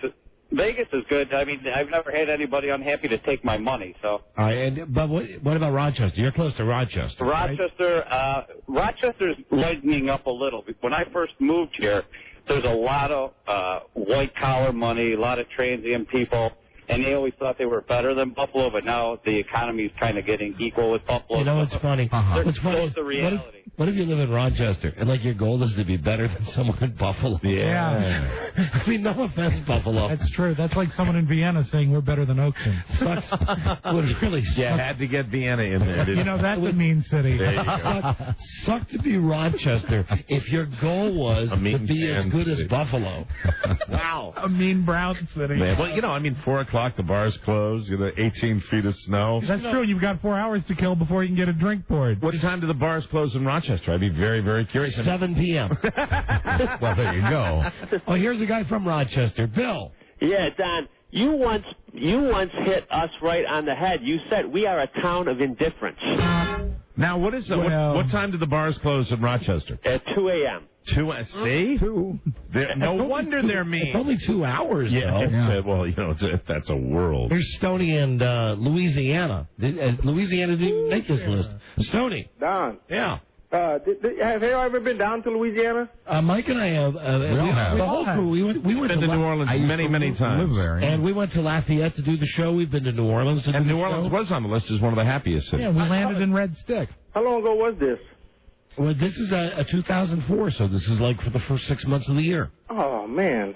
I need to know when y'all coming down. I'd like to meet you guys. Do you play that thing like the washboard on your stomach? No washboard, Mike. No washboard. Okay, I was just curious. That's my favorite instrument down in New Orleans.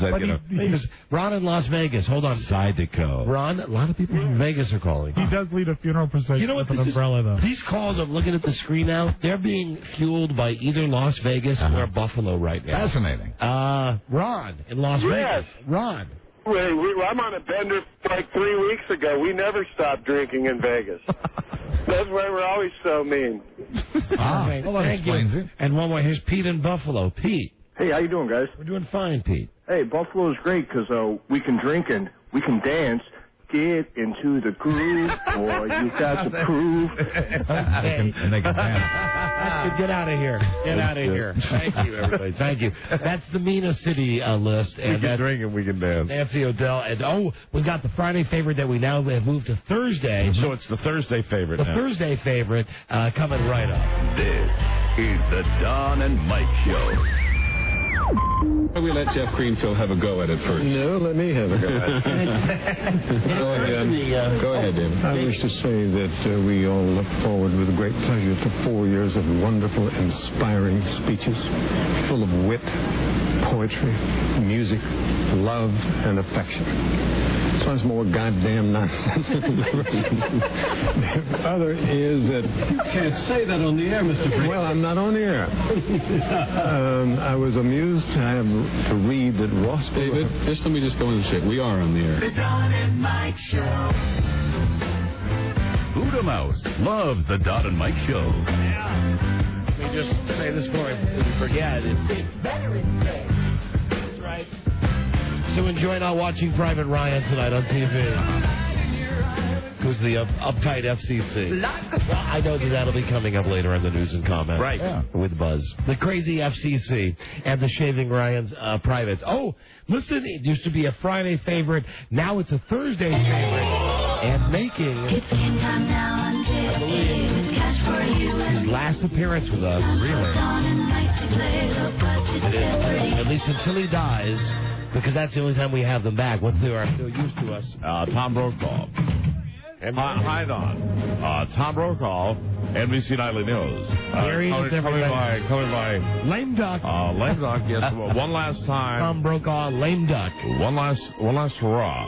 Right after covering the elections we had, a presidential campaign that was so very, very contentious. Right up to the end. And now a great one for me on my last one, Tom Brokaw. And really, the way I look at it is it's time to move on. The greatest time to move on. Yes, a salute on Veterans Day. Can I say, from Tom Brokaw to all the veterans, a very Big salute to the greatest generation, who we have to, you believe, we have to salute. Veterans Day. It is None of these could ever fan the flames of hatred faster than the hyphen. I know that song. That's John Wayne, the hyphen. Right. That's fabulous. The Russian hammer built a wall that locks men's hearts. Yeah, he talks about the swastika, too. Crooked cross flew overhead above 20 million tragic dead. Regretfully, Veterans Day. regretfully, he has passed. John Wayne. But Tom Brokaw, NBC Nightly News, fresh off working on this story for Nightly News tonight. Okay. The conflict in Philly. Oh, you're never going to be able. Fallujah. Okay. What annoys me is the woman who's replacing me is very skillful at pronouncing all of the Iraqi. Brian Williams. Yes, the woman. No, there's no love lost. Tom Brokaw, not a ringing endorsement of Brian Williams as my replacement on Nightly News. And why is that, Tom? I believe that he's a woman, and I don't like the way he treats me or his staff, or my staff for that matter. And it will not be a transition that I'm going to get on board with. I'm going to walk out that door and never look back. But as far as Brian Williams, or Mrs. Williams, as I like to call the eyebrow-tweaking sucker, I'd like to just say, you won't get my vote. I believe he's been lobbying to push me out for over a decade. Now, what about... Over a decade. Over a decade. What about Russert and your other so-called buddies at NBC? Have any of them come to you to say... I can comment on anybody at NBC you'd like me to. I have strong thoughts, strong opinions, and the strong opinions are going to be revealed to you now with reckless abandon as I share with you my innermost thoughts of everybody at the NBC News operation, including Mrs. Brian Williams. Mrs. Brian, stand over me, stand so close to me, I don't know whether he's in my shoes or not. So desperate to get his womanly hands on my news copy. And I'd just like to say, Williams, you got your wish. Now perhaps you can have the operation and become whole as a woman. Mrs. Brian Williams can kiss the old Brokaw crease. Wow. That's what I'd like to say. The Brokaw crease presents to Mrs. Brian Williams. Okay. He's been after my job for over a decade. As long as you are up for the discussion, let's go through the list. I'll talk about Fat Boy, Iron Legs, Baldy. Katie Couric. Iron Legs. Iron Legs. Yeah, Iron Legs. Yeah, she's the one that's got the big calves. And she's a climber. She's a climber. Feigned respect. But the fact is, the truth is, Katie doesn't really like me. I know this for a fact. I know that Katie... I've heard in the hallways at NBC at 30 Rock that Katie has badmouthed me and said it's amazing that they let that, and I quote, tard, read news after all these years. Wow. And I pulled her aside one day. I asked her if these rumors were true, and she indicated to me they were not. I said, I would certainly not like that. I have pictures of you. I have pictures of all the ladies. Ann Curry, Katie Couric, Campbell Brown, Soledad O'Brien. I have a collection that would rival Jody Applegate. Jody Applegate, incredible. Ooh. And I have pictures that would rival Larry Flint's collection. No. Let's just suffice to say, the ladies won't be bad-mouthing me, but only one woman will really say bad things, I'm sure, in the hallway. Who's that? That, of course, is the lovely Brian Williams. Yeah, Brian Williams, I'll always remember that. I'll tell you, Russert can't keep his sweaty, pasty, doughy palms in his moist pockets. That's his problem. Huh. And I said, Fat Boy, yeah, why don't you drop a pound or two, or why don't you go see Big Russ in the Happy Hunting Ground? No. So, Russert, actually, if he stayed away from the cafe cart, but I said, I busted his chops. Being this is my lame duck here, I would walk up and, grab him, give him a big elbow right in the tummy and go, yo, Timmy boy, where's Big Russ to help you out of this jam? Yeah, he made him cry. That's what I do, too. I'd take his clipboard and I'd push it at him, or one of his little, this year, his computer doohickey. I just said, why do we need to bring on an Etch-a-Sketch to show people what's happening with the American electorate? Russert. And then I'd push it at him and I'd say, make you cry, make you cry, make you cry. And he would. He's an easy cry. That's how I judge my performance, whether I could get Russert to cry or not. He's not really part of the greatest generation, and neither is Big Russ. That made him bald.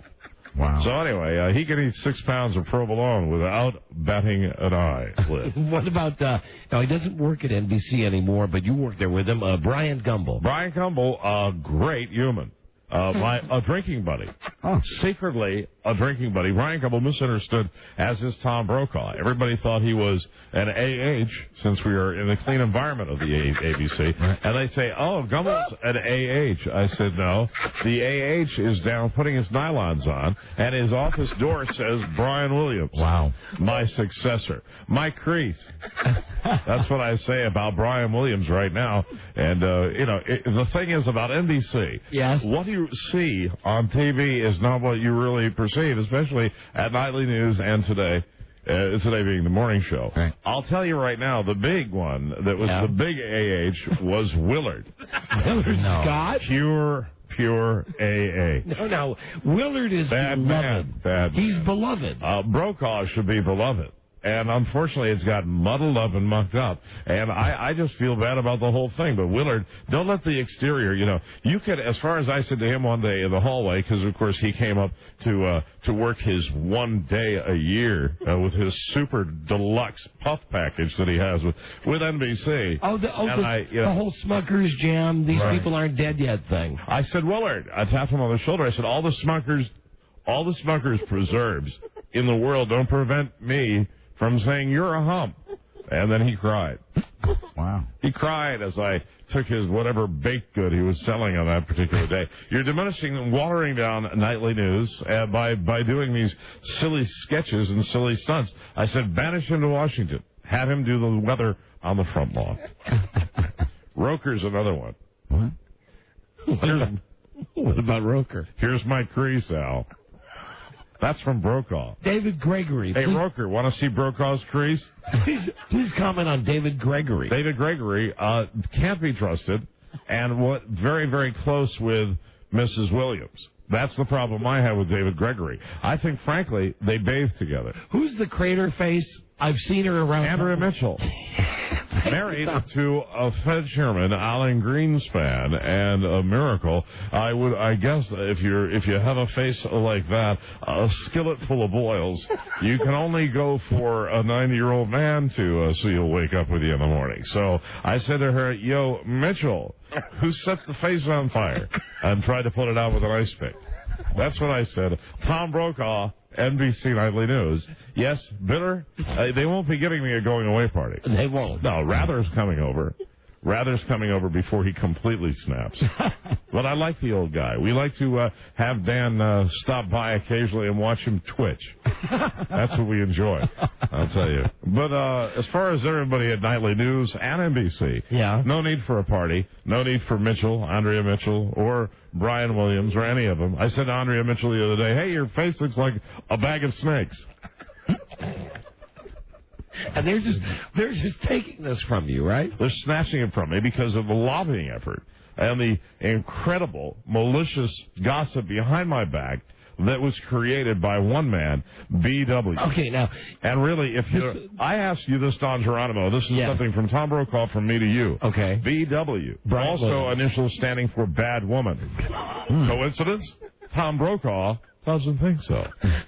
I think there's no coincidence whatsoever. Do you think that Brian Williams got these wheels turning in motion years ago for your job, or is this a new thing?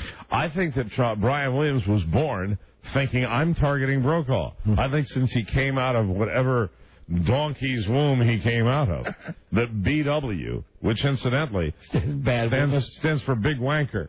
Oh. And I will tell you right now that he's gunning for me, and I can't wait to take my... What can't you wait for, Tom? I can't wait. What can't you wait for, Tom? I can't wait to take my sweet crease back to my ranch in Yankton. Brokaw's crease is going back to Yankton, South Dakota, where I'm going to sit in a hot tub of pudding with Tom Daschle. I'll say hallelujah. Yes, the former minority leader's crease and Brokaw's crease will be in the same tub out on the big wide open plain. Big sky, Mr. Daschle, and Williams, kiss the crease. Wow. That's what I do say. Tom Brokaw, NBC Nightly News. Tom is, of course, the lame duck, and as you can tell, he's really dealing with this very well. I'm not dealing with it well. I'm angry. Facetious. And Matt Lauer, what is that thing you have on your head that you call a hair? How many times can he play with the hairstyle, Matthew? Shave it or comb it over. Either or, it's not making any sense. You don't even like Matt Lauer? Don't care for him at all. He can see the crease, too. Quack, quack. We're going to play Low Budget Jeopardy now, and I think we need... looking forward to Low Budget Jeopardy. Many a great year playing that game with you. I will regretfully not be back, but I will think of it fondly. 877-365-3636 from Canada. It's 800-636-1067. We'll take 2 callers now to play this game today. I'm L.D. Brokaw. You what? I'm L.D. Brokaw. L.D. Lame duck. Oh, lame duck. Quack, quack. We'll be right back. This is the Don and Mike Show. We're dealing with here is a complete lack of respect for the law. The Don and Mike Show. It's the favorite radio program of Charlie M. The Don and Mike Show. Charlie M. Alberto Gonzalez. Alberto Gonzalez. I'm sorry, you called me practicing. I'm practicing the pronunciation of the new Attorney General. Oh, the guy, what's his name? It's Alberto Gonzalez. I don't care for vowels. Let's try Fallujah. Tom, remember how we've done it before? Let's break it down. You help me more than most. Fa. Hold on. Okay, now the L's are a problem. Lou. How about if I just say Uja? No. Lou. Try it. Lou. Ja. Okay. Fa. Lou. Hey, that was excellent. Yeah. Ja. NBC Nightly News. Ja. Fallujah. Iraq. Fallujah. Rudy Toot. Damn it. Now you've confused me. I was practicing the AG. Attorney General Fallujah. Now you've got me all spinning. I'm bed spinning. Let's play Low Budget Jeopardy. That was last night. And now, this is Low Budget Jeopardy. Now entering the studio is our first challenger, a gentleman from Charlestown, West Virginia, a public affairs officer, and a veteran on this Veterans Day. Is he really? Let's please welcome Scott Burnell. Hey, Scott. Good evening, LQ. Good evening, Mr. Brokaw. Are you really a vet? Yes, I am. Well, then we do give you a chime for that, and also you get a little of this action. It's Veterans Day. Thank you very much. He may be a veteran, but he's not the returning champion who's coming in now. A product support manager from Stafford, Virginia. Let's say hi to the lovely Steve Carrier. Hi, Steve. Happy V-Day, guys. Steve, being our returning Low Budget Jeopardy champion, can you tell us how it's changed your life? Well, I'd like to thank all my fans for the cards and letters. Okay, thank you. Thanks so much. And now entering the studios, the host of Low Budget Jeopardy, I tell you, Steve and Scott, even a veteran, don't screw with LQ. And welcome Alex Trebek-Geronimo. Thank you, Tom. Oh, thank you, Don. It's Veterans Day. I'm getting older by the moment. And here are your categories, guys. All righty. Not as old as Schaefer, though. Schaefer the dinosaur. He doesn't even work at NBC. I know. Paint him purple. He's Barney. Oh, my God. Just kidding. Here's your categories. Right on, Don. What about Lester Holt? You never mentioned Lester Holt. Lester Holt can't hear the dinner bell. Walk up and with 2 bricks behind his head, clap them together. Lester won't stir. Lester. Yeah, we used to do that all the time. Lester. Mo. Esther. Big fun at NBC Nightly News. Here are your categories. Oh, Mo. Esther. Big fake ones. Big fake ones. Mine are. Who's starting at quarterback? Oh, football. It's the gridiron. I'm a big fan of the college game out in the Dakotas. What night is that show on? What night is what show on? Well, you'll find out when they answer the question. Just kidding. I'm a veteran. Most popular last names in the United States. Fascinating. And animals are fun. Animals are fun, and so is Low Budget Jeopardy. Here are your categories again. Fire away. I'm waiting. Big fake ones. Check. Who's starting at quarterback? Right on. What night is that show on? Hello. Most popular last names. Animals are fun. Losing feeling in tongue. Scott, we will start with you. Go ahead and good luck, boys. Thank you, LQ. Thank you, Mr. Brokaw. Let's start with starting at quarterback for one. All right. This weekend in the NFL, he starts for your Seattle Seahawks. Who is Matt Hasselbeck? Right. Correct. $1, you're on the board and running. Chalk one up for all the veterans. Scott, select again. I just cut him incidentally. Anybody in the Jerry Todd League, in our league here, you want him? You can have him. Oh, J-Dubs. Guy's retarded. Matt Hasselbeck. Trust me. You don't want to start this guy. Jump on that. Starting at QB for two. He will start this weekend for your Oakland Raiders. Who is Rich? Oh, Blue Top Blah Rubble.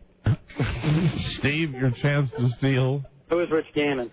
No. Negative. He's out with a broken back. It's Kerry Collins. And Scott Burnell, you are still in the lead. Let's close out starting at QB for three. Starting this weekend for your New York Jets. Who is Chad Pennington? Steve, your chance to steal. That's Pennington's backup. I can't remember his name. No. Yeah, and it's Quincy Carter. And Scott, time to move on to another category. Blue to Ball Rubble. Animals are fun for one. What would it be? This is the most popular pet in America. We have over 40 million of these. What is a cat? Negative. No, Steve, your chance to steal. What is a dog? Yes. $1 for Steve. We have a tie game, and you're off and rolling, returning champion Steve Carrier. Animals are fun for two. This is the most popular pet in China. Chinese people have over 71 million of these. What is a cat?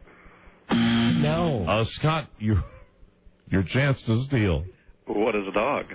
No. No, I'm shocked. Which is it? It's a bird. Birds are popular. In China, yes. Well, galagaloozable. All right, Steve, you're in control. I just want to point out, I'm not understanding a lot of these words you're saying. What I do are tongue exercises, Don, that prepare me for nightly news and the variety of copy situations that I'll get in reading the news. So little tongue twisters like galoozable. What are you trying to say? I'm not trying to say any word. I'm trying to exercise what has traditionally been a lazy tongue. Flip-flop fetal. Steve, you're in control. Animals for three. Animals for three. This animal is used for the most experiments in the United States. What are rats? Negative. Scott, your chance to steal. What are mice? Nope, it's sweet rabbits. Not human beings. Bunnies. No, not human beings. What a catastrophe that would be, and what a scoop we would have at Nightly News if medical experiments were performed on humans on Mars. The category was animals, though. And Steve, you're still in control. Am I confusing you? What night is that show on for one? Flick flop fetal. What night is that show on? Oh, here we go. What night is this? CSI Miami. What night is Miami? I mean, Monday. Scott, your chance to steal. That was just a buzzer, gotcha. What night is Wednesday? No, he had it right. It's Monday night. Tom? I'm not doing another one. Why? Not wanting to. Why? Thermo Kermit Bash Cradle. Who's in control? That would be Steve. Steve, you're in control. Select again, please. What night is that show on for two? Law and Order, SVU. Don't rip up our jokes. Law and Order, SVU. What night is Tuesday? Correct. There you go. What's the dollar value? $2 for Steve. You're off and running. Finally, somebody picks up some money in a low-budget Jeopardy. All right, select again, Steve. What is that show for three? CSI New York. What night is Thursday? No. Oh, Scott, your chance to steal and a chance to move ahead here. What night is Tuesday? No. CSI New York, last night, Wednesday night. Oh, that's a shame. Steve, you're in control. Big old fake ones for one. Big fake ones. Baby. Does Brian Williams have big fake ones? More on that later. She was exposed at P. Diddy's party. Who is Tara Reid? Tara Reid, yes. $1 as Steve starts to slowly mount his lead. Big fake ones for two. Big fake ones. Formerly married to Tommy Lee. They might be real again. They might be out. Who knows? Who is Pamela Lee Anderson Lee? Right, Pam Anderson. $2. Big lead for Steve as he's picking up steam. Big fake ones for three. She's our much appreciated producer. Who is B.A.? Beth Ann. $3 for you, Steve. Theoretical. I'm kidding, of course. Kidding, of course. Sure, they're real. Flip-flop deedle. All right, Steve, you're in control. Popular last names for one. This is according to the U.S. Census. This one, used in hotels and motels, is still the number one most popular last name in the United States. What is Smith? Yeah, I'm sorry. That was I didn't mean to do that. It's right next to that. Smith it is, number $1 for you, Steve. Select again, please. Popular last names for two. It's the number 2 most popular last name, also a nickname for the male anatomy. What is Johnson? There you go. $2 for you, Steve. Ladle, loophole, crinkle cross. Steve, select again, please. Popular last names for three. All right, last question on the big board. It's the number 3 most popular last name in the United States, and it's the first color to be listed as a name. What is green? Negative. Scott, here's an opportunity for a last-second kick to maybe make you more competitive. What is red? Yeah, hi, my name is Johnny Red. Nice swing at the softball. My name is Billy Red. No, it's Brown. What can Brown do for you? Is that the end of the first round of Low Budget Jeopardy? Thank God it is, yes. Yes, there we are. Way to go, fellas. You're both going to the final round. The finals. Now, Tom, who's got what here? Steve Carey, the returning champion, has a total of $12, while Scott Burnell, our returning veteran, has $1. Button Humper Peacock Plum. Glass Gobbler. Here's your category, guys, for final Low Budget Jeopardy. Who wants candy? I do. I'd like a sugar daddy. Rhetorical. B.A. McBride, get me a sugar daddy. This last Halloween, the one that was just 3 weeks ago, this was America's number 1 best-selling candy. All right, guys, how easy can we make this for you? Halloween, this was the number 1 best-selling candy. Don't forget, answer in the form of a question, and good luck. All contestants on Low Budget Jeopardy will receive from Tom Brokaw a Brian Williams prize pack. Chock-a-block full of all the things that the new anchor of NBC Nightly News really loves. Your basket will include Acne Cream, suppositories, a Sam Harris CD, Beano, a How to Pick Up Guys book, and an extra-large prescription for herpes pills, all in a womanly purse that smells. Now back to final Low Budget Jeopardy with Alex Trebek. Well, you're bitter, man. Not a bit. You are totally bitter about this. It's okay. I'd like to take a stab at your final one. Would it happen to be delicious penny candy from Yankton, South Dakota? Where I will be buried. From the Mercantile? Yeah, I'm buried right out in back of the Mercantile. No. Rock candy. Who we want to talk to first? Scott, our returning veteran. Scott, let's see. Scott, this year, this was America's number 1 best-selling Halloween candy. I'm hoping I'm remembering correctly what the famous Rob Spivak said. 3 Musketeers? That was not in the form of a question. And I don't think Rob ever said that. I think that might have been Rob's favorite. I gave those away. I believe it was your favorite, was You're the Three Musketeers. Yeah, Steve, if you have the right answer, you're the winner. This is America's number 1 best-selling candy this Halloween. What is candy corn? No, absolutely not. No, I'm sorry, neither of you win. Wrong and wrong. Would you guys like to guess? Reese's Peanut Butter Cups? Reese's number 3. I will say a Kit Kat. Kit Kat number 5. Snickers number 4. Number 2, Hershey's Bar. The number 1 Halloween candy, M&M's. Yeah. M&M's number 1. Hey, you almost said M&M's. M&M. You almost. Who's the singer who sings that song? Lose yourself in the music, the moment. I know. Jay-Z. No, it's Eminem. Well, Jay-Z's the one I like. Because Eminem sounds like Eminem. Tom Brokaw, NBC Nightly News. How about that Jay-Z? You only like him because you can pronounce his name. Jay-Z. That's right. Tom. Yeah, Don. It's the type of game that Todd Hughes will love. Mr. Rooney, because we're not giving away any money today. I also enjoy Bismarcky. All right, boys. Neither one of you have any cash. So, don't go in that. Just go away. Here's Tom Brokaw to tell you what you want. Tommy. Both have won a Simpsons prize pack from me, Tom Brokaw, NBC Nightly News, with a Simpsons electronic dartboard, clock, and more. Watch the premiere of The Simpsons Sunday night at 8 on WTDG Fox 5. Tom Brokaw saying thank you to Scott Burnell and Steve Carrier. Thank you for playing the game, boys. Well, I guess the premiere of The Simpsons was last week. Right. But was it really? Watch the premiere last week. His Burkle Doodle.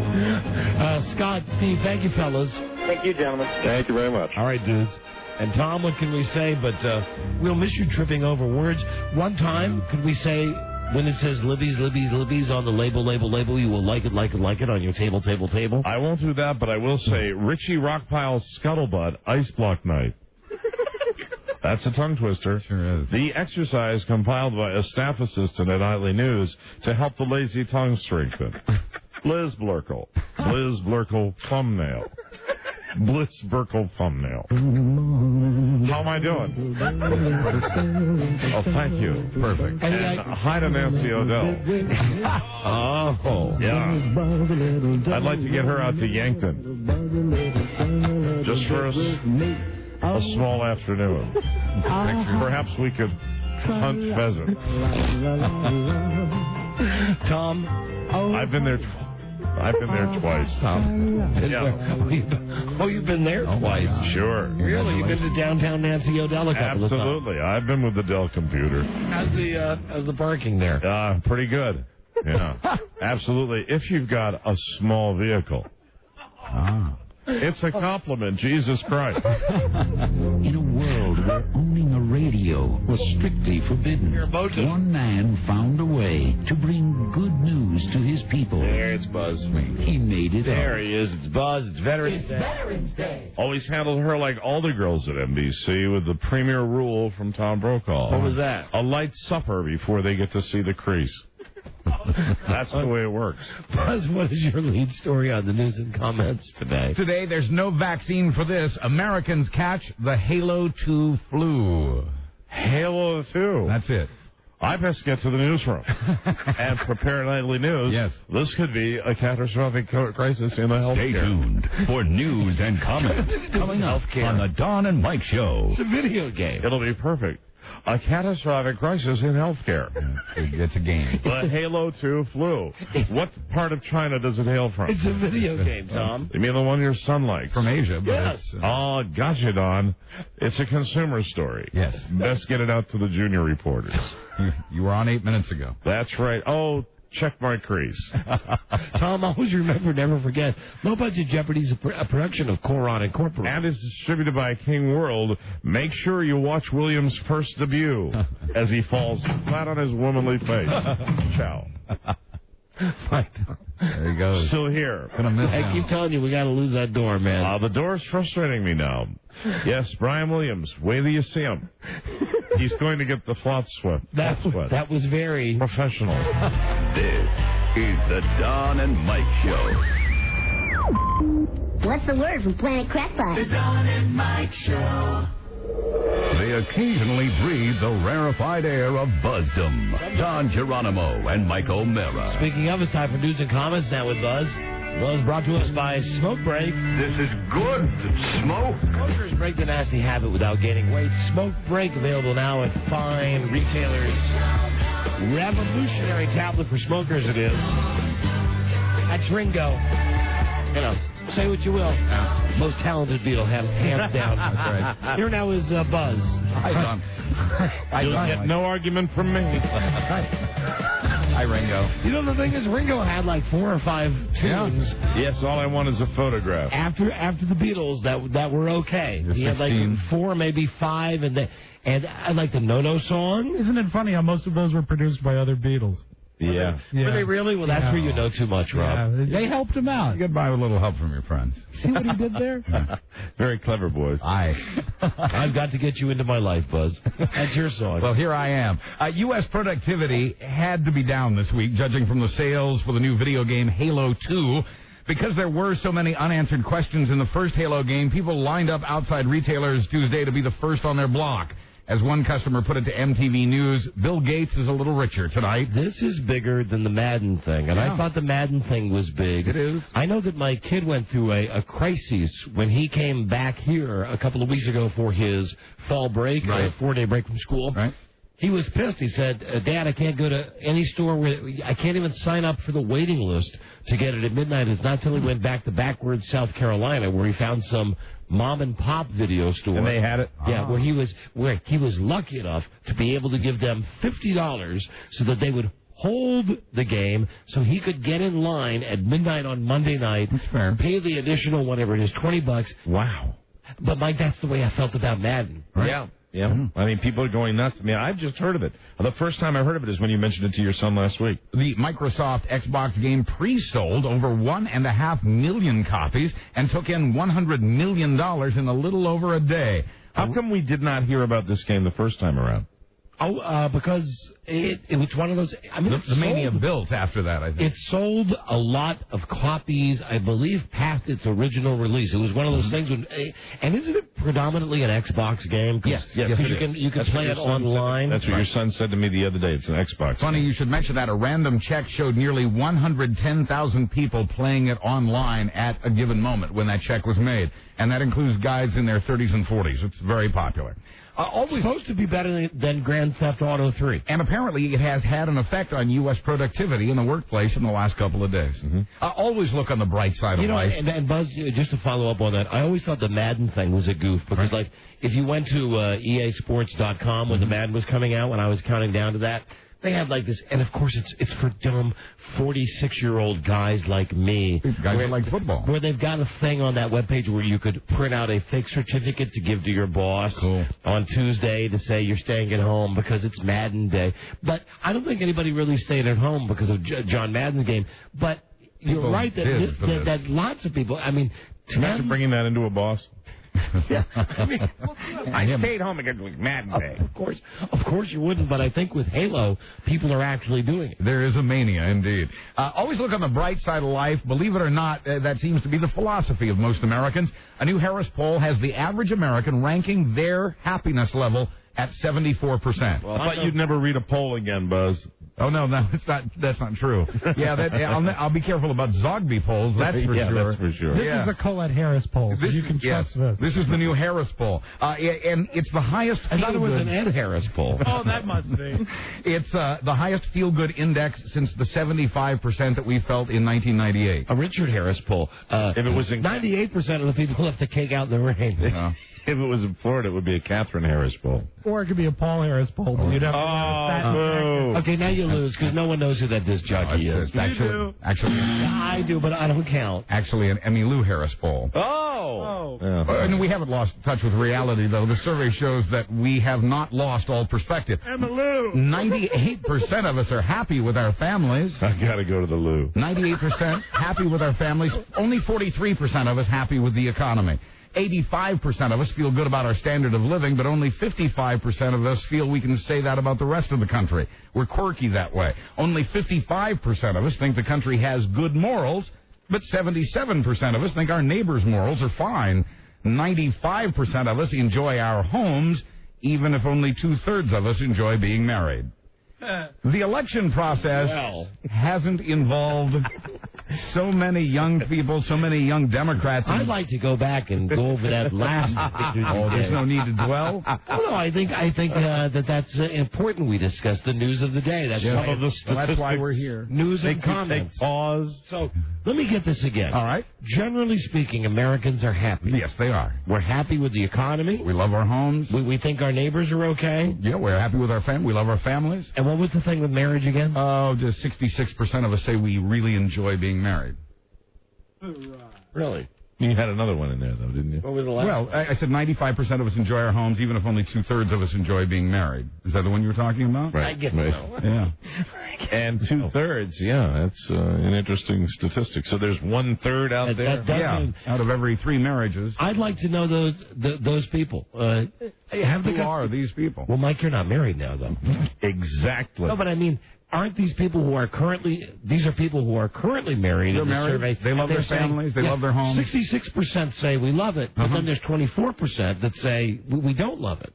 33%. A third. 33, One out of every 3. Yeah, right. So for every 3 couples, there's one spouse who's not happy, at least. Now that's weird because in this room, there are 3 couples right now in this room. So right. Who would be the unhappy ones? It certainly would not be myself and my child bride. No, Buzz, you're happy with couldn't be Marshall? happier. You know, Carrie could make up 16% of it. There we go. Winner. I'm undecided. Way to take one for the team, Rob. You had to ferret that out.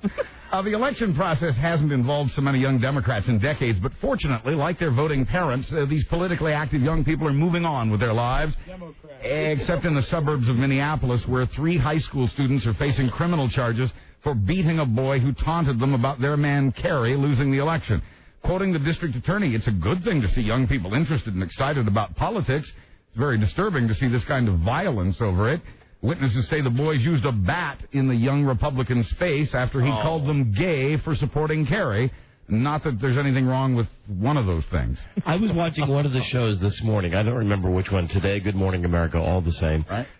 Hidden video in a school, maybe you saw this, where some kids just beat the crap out of some other kid, and then they put it in music to a homemade track that they had, and they were selling the DVD in school, saying, how would you like to see Rob Spiewak getting beaten up? Not only do we have it on video, but they put music to it? we put music to it. Wow, I didn't see that. Yeah. That's popular on the net. Is it really? Yeah. Is it really? I didn't even know that. Not that I frequent those sites. Find it for free. Okay. Republicans are also moving on. Here's a letter to the editor of the newspaper in Eaton, Pennsylvania, from a citizen named Earl Balboa. Quoting Earl's letter, I hope the election of George W. Bush is seen as a wake-up call to all the liberal Democrats who oppose God's will. It is his doing that George W. Bush is still our president. Millions of born-again Christians helped win this election through our prayers and votes. Jesus speaks through the Republicans.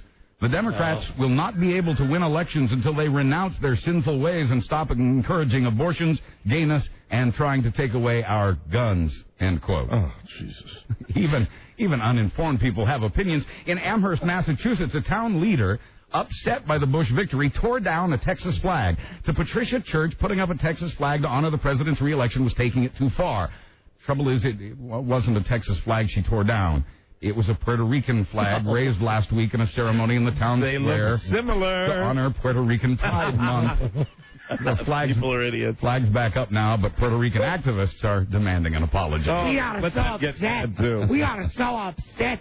Our cars have not been vibrating the same when we pull up to the stoplight. It's the wrong flag. Which brings us to this. The U.S. has its first Latino attorney general. President Bush has named Alberto Gonzales as America's new top cop. Gonzales replaces a man he often clashed with, outgoing Attorney General John the Zealot Ashcroft. Well, that's a good thing, maybe. About time. Gonzales not nearly as conservative as Ashcroft. He has no record of covering Lady Justice's breasts. Gonzales is, however, the son of a preacher man and fiercely loyal to President Bush. Bush has long called Gonzales mi abogado, which means my lawyer. He's mi abogado. I know George Bush. Long time. You're my friend, you're me avocado. I know George Bush. We used to party together back when he ran the Texas Rangers. So salute him, I will. I'm so very happy for my amigo and my avocado. My girlfriend's name is Dawn. That's the only word I can think of that rhymes with lawn. Because you made me cut your yard all the time in Crawford. And I realized that my Mexican kind of sounds like Dennis Franz. Hey, look at my ass. Hey, my avocado. In Chicago. As my avocado. Oh, and about, hold on, turn that off, please. Thank you. Dennis Franz? NYPD Blue. Yeah. What the frick? I didn't even see what Jimmy Smits is doing on there, but I guess in the one that aired last night, he came back like as a ghost. As a ghost. Oh, really? That's right, yes. As a ghost. To guide his friend Andy Sipowicz through some rough times. And then I seen him on the West Wing. Yeah. That he's on the West Wing, too. Right. Yeah, it's ever since he touched my hand. That's right. Since what? That's when he started getting all these gigs again. He's back. And it's because he bumped into me in downtown Washington. And I touched him, and I said, good things will happen to you, Mr. Smits. Mr. Smith. Mr. Smits. And I said, you're my avocado. And he went off onto the street. Sure. The singer once known as Cat Stevens, who was unceremoniously escorted out of the country a couple of months ago because he was on a terror alert list, has now won a Peace Award. Hey, Cat. The award was given by former Soviet leader Mikhail Gorbachev, who praised the singer for his charity work and for standing by his convictions despite personal hardships.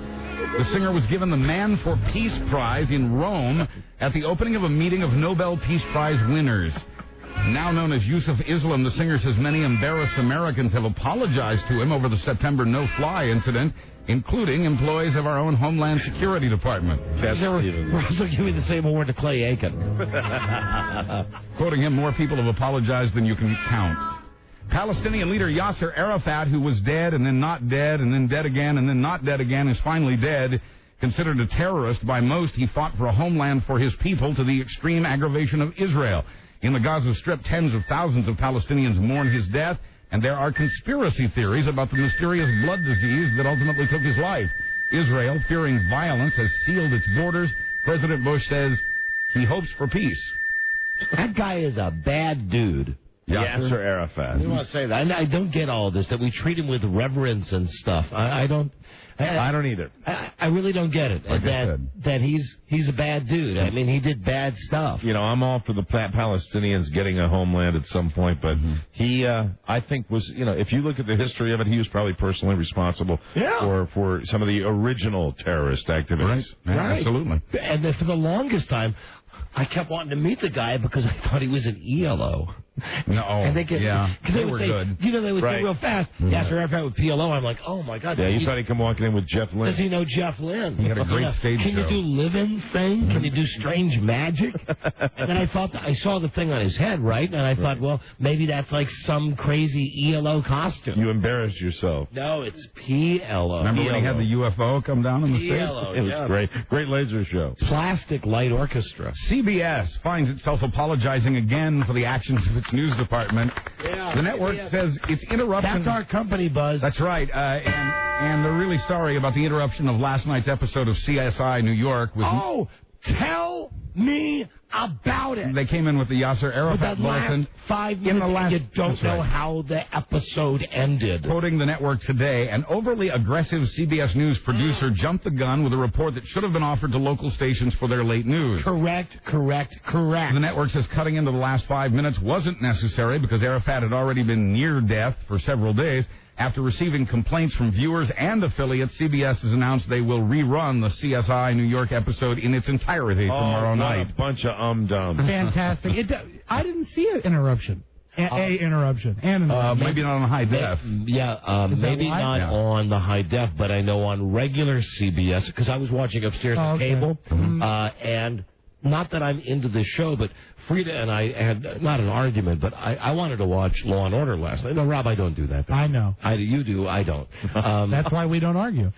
So I said to her, "Let's watch Law and Order." No, I like CSI. Let's watch CSI. I said, "Come on, Law and Order, Law and Order." And the more I'm watching Law and Order, the more I'm realizing why I still like that show. Even though the one guy's gone, they got the other guy, Dennis Farina. Right. Everybody else is still good. And I like CSI, but the CSI New York. I'm surprised you like Law and Order better than a CSI. Well, this one's very dark and depressing, isn't it? Yes, and I hate to sound like a Jay Leno fan, but what I like about all of the other CSIs is no matter who killed who, and it's all the same dumb. It's all Columbo. It's all the same crap as on Columbo and the Cloud. It's all fake, too. It's just now... Which many people don't realize. It's bright colors and everything. It looks cool. You watch CSI New York, and because they want to impress on you the fact that they're in gritty New York, it's mainly blue, dark blue, and gray colors. The thing this is an old story, but the thing that I saw just the other night was this CSI phenomenon on juries, that not only are people people wanting to be on juries more, but they're also acquitting defendants because they're saying, well, why couldn't you press the computer and zoom in on his driver's license? Rob, can you tell me how it ended then? No, because I got so bored I don't remember.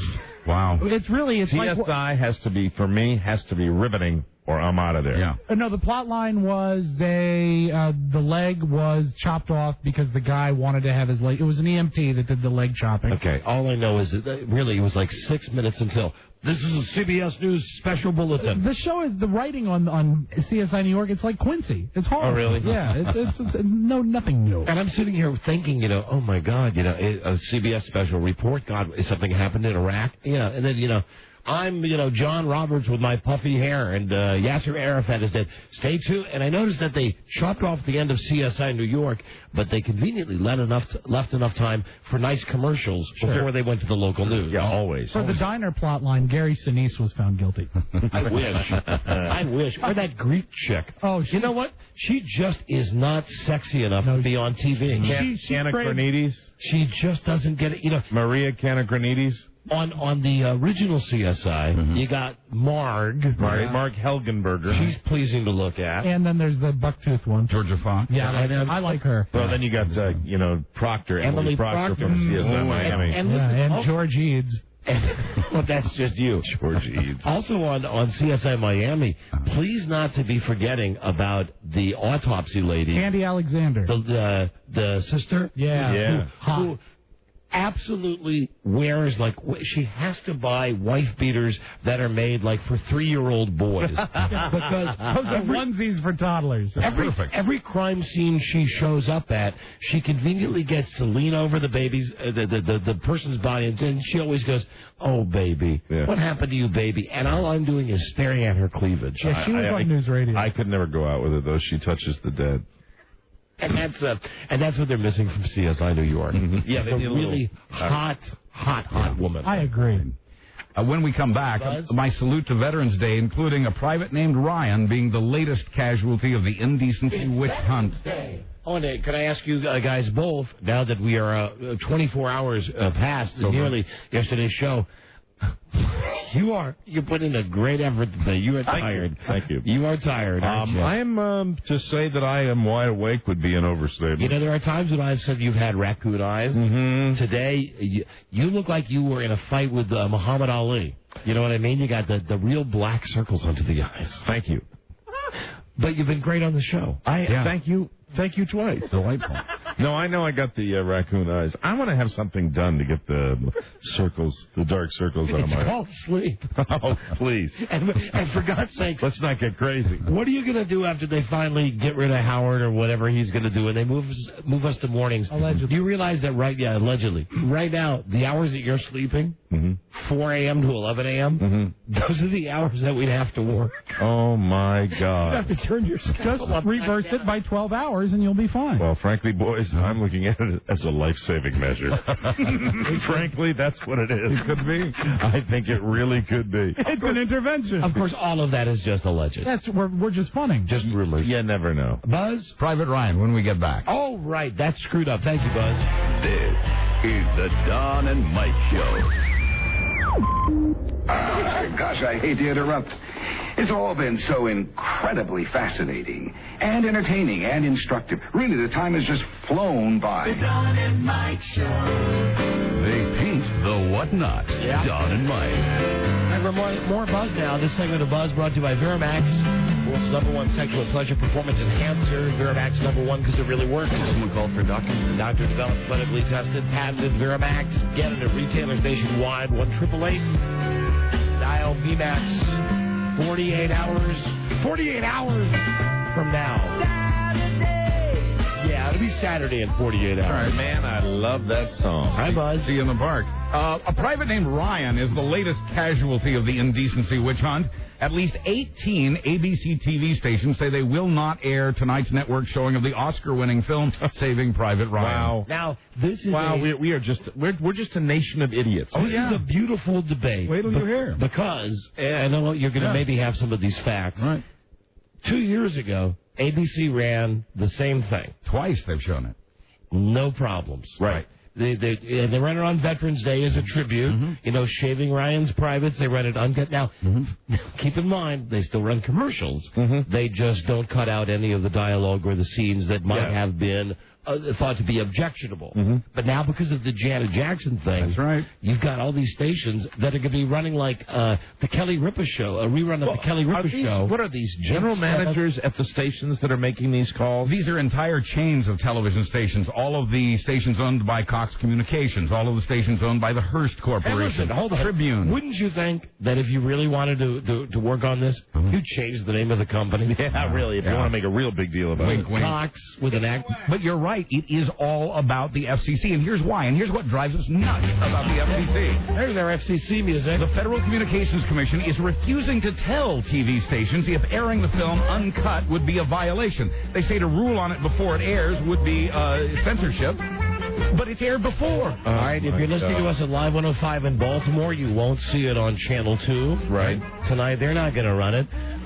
Also in Tampa Bay, where we're heard, you won't see it in Tampa Bay. Also, God, listen to these markets. Cincinnati, Cleveland, Detroit, Phoenix, Tampa Bay, Baltimore. Jesus. Quoting a spokesman for the agency that was created to keep radio signals from bumping into each other, if we get a complaint, we'll act on it. That's the FCC. You know, God. Hey, Albritton, are you going to air it, Albritton? So here's the thing. The FCC, because they've got this all menacing evil power thing happening, right? It's almost like a dare to America to say, because it's Veterans Day, right, and this is going to get all kinds of national publicity, we're going to see who's got the stones to run this. And then beyond that, who's got the incredible stones to write the FCC? Won't happen with this movie because it's mostly people getting shot. I disagree. It will happen. It's not sex. It will happen with this movie because it's not the people getting shot. It's the F-bombs. Oh, okay. That they're leaving it all, and there are a ton of F-bombs. Blood, no problem. I'm not a terribly bright man, but doesn't it seem a little bit like the FCC is ruling with terror? Yeah, it seems like it. Absolutely. Yeah. And you know, this probably would not be an issue. No, we can't rule on it before you run it, even though it's been on before. This wouldn't be an issue if these broadcasters wouldn't come into this with their tail between their legs to begin with. I mean, you say to the people at your company, if it's Sinclair, whatever the broadcasting chain is, you say, listen, we might get some hot water for this, but God damn it, it's Veterans Day. I mean, really, it's an Academy Award-winning film. I mean, really, if you hold them to that standard, you'll never see Schindler's List on regular TV. No, because that had naked people in it. And that's a movie that has to be shown. And again, the problem here is not the violence. You know, Buzz says something about the blood. Right. Same in Schindler's List. Right. You can run stuff on TV. No problem. And I was amazed when I was watching these morning shows, whatever we were talking about earlier that I saw a videotape of. I've seen the tape of the woman being kidnapped in Los Angeles on 2 different stations, and I'll tell you how they each presented it. The local NBC station here in D.C., when this story came up, said, we have some videotape, and you're going to find it disturbing. We're going to warn you in advance. And it's a guy, maybe you've seen it on the streets of Los Angeles. Yeah, I saw it last night, but the sound was off, and I wasn't sure. He's like some kind of political, wants media attention zealot. He's got like sandwich boards on him. He's got a woman. Oh, this is the woman who, this is where the guy got shot. Right, and he's holding her around the neck. Anyway, the sharpshooters come in, and boom, they get the guy in the head. It's not really that graphic, but they did a whole big disclaimer on Channel 4 here in D.C. This morning on the Today Show, they run it, and that's at 7:30 in the morning. Right. Like it's nothing, because they had the woman who had been kidnapped as their exclusive interview. Yeah. The double standard here is that blood and shooting is okay anytime. And anytime at all, right. Private Ryan would be okay anytime. You could get away with it on Veterans Day, but for God's sakes, don't put the F-bomb in there. No, and don't show any nudity. No! Well, the FCC, or NAMBLA for short, is saying go ahead and run the movie. CBS, meanwhile, hold on. I'm sorry, what? I get jokes. No, but explain this one to me. I stole that. I'm just being mean to the FCC because they're mean to the rest of us. Okay. CBS, meanwhile, we don't know that anybody from the FCC is in NAMBLA. Well, not for a fact. CBS is respectfully declining to pay its over $500,000 fine for the Janet Jackson incident. The network says the fine is based on the assumption it happened on purpose. In sports, NASCAR officials say they'll once again allow advertising for hard liquor on their race cars. Hello! NASCAR officials have banned the ads trying to shed their image as good old boys running moonshine, which is actually how the sport was born. That's how it started. They'd already allowed beer and even malt liquor ads for the hard stuff. Quoting NASCAR President Mike Helton, we felt the time was right. Mothers Against Drunk Driving does not think any time is right to make a connection between alcohol and fast, powerful, heavy cars. That's not being tight-assed. And having said that, have you noticed the thousands of Budweiser signs that you see? Yeah. And you know, right. And meanwhile, Dale Jr., his whole entire car is Budweiser. They're not happy about that either. But you got a tap in the trunk. That's not being tight-assed. This is being tight-assed. In Georgia, 2 state troopers have been suspended without pay for giving a NASCAR driver, Bill Elliott, a ride in their helicopter. Officials say the troopers were supposed to be reporting back on marijuana fields they'd spotted. The troopers are also in trouble for letting Elliott fly the chopper, even though he is a licensed helicopter pilot. Finally, as the laws of nature go, the one known as the thinning of the herd is not a sure thing. That's my favorite one, Buzz. I know, but it doesn't always work, Don. In Gentry, Arkansas, a woman who'd been drinking stuck her hand in the tiger cage at the Wild Wilderness drive-through safari. She then turned to her boyfriend to tell him to be careful that the tiger had tried to bite her hand. And then she looked at her hand and realized the tiger had succeeded. A bony, bloody stump remained where her middle finger once lived. I met a beautiful lady from Chicago. The owners of the safari are refusing to comment on the injury and refusing to provide safety tips for other people who may visit the park after drinking. Law of the jungle. I'm Buzz Burbank on the Don and Mike Show. Thank you, Buzz. Happy. No, buddy. We got to get out of here right now. Please stay tuned for Ron and Fez. All right, I wonder how he's doing. They're coming up next on JFK, also on Live 105 in the Buzz in Tampa Bay. We'll see you tomorrow. Our thanks to Joey Pants, Dave Bodell. We'll see you tomorrow. Good day to you, sir. Good day to you. Good day to you, sir. Get retarded. And you. Bye. Oh, yeah, we got to run. We'll see you tomorrow. Hello, Pillow. Till we meet again, this is Sammy Davis Jr. saying, be kind, be nice, and I hope the next performer has the pleasure of having as nice an audience as you've been tonight. And let me leave you swinging.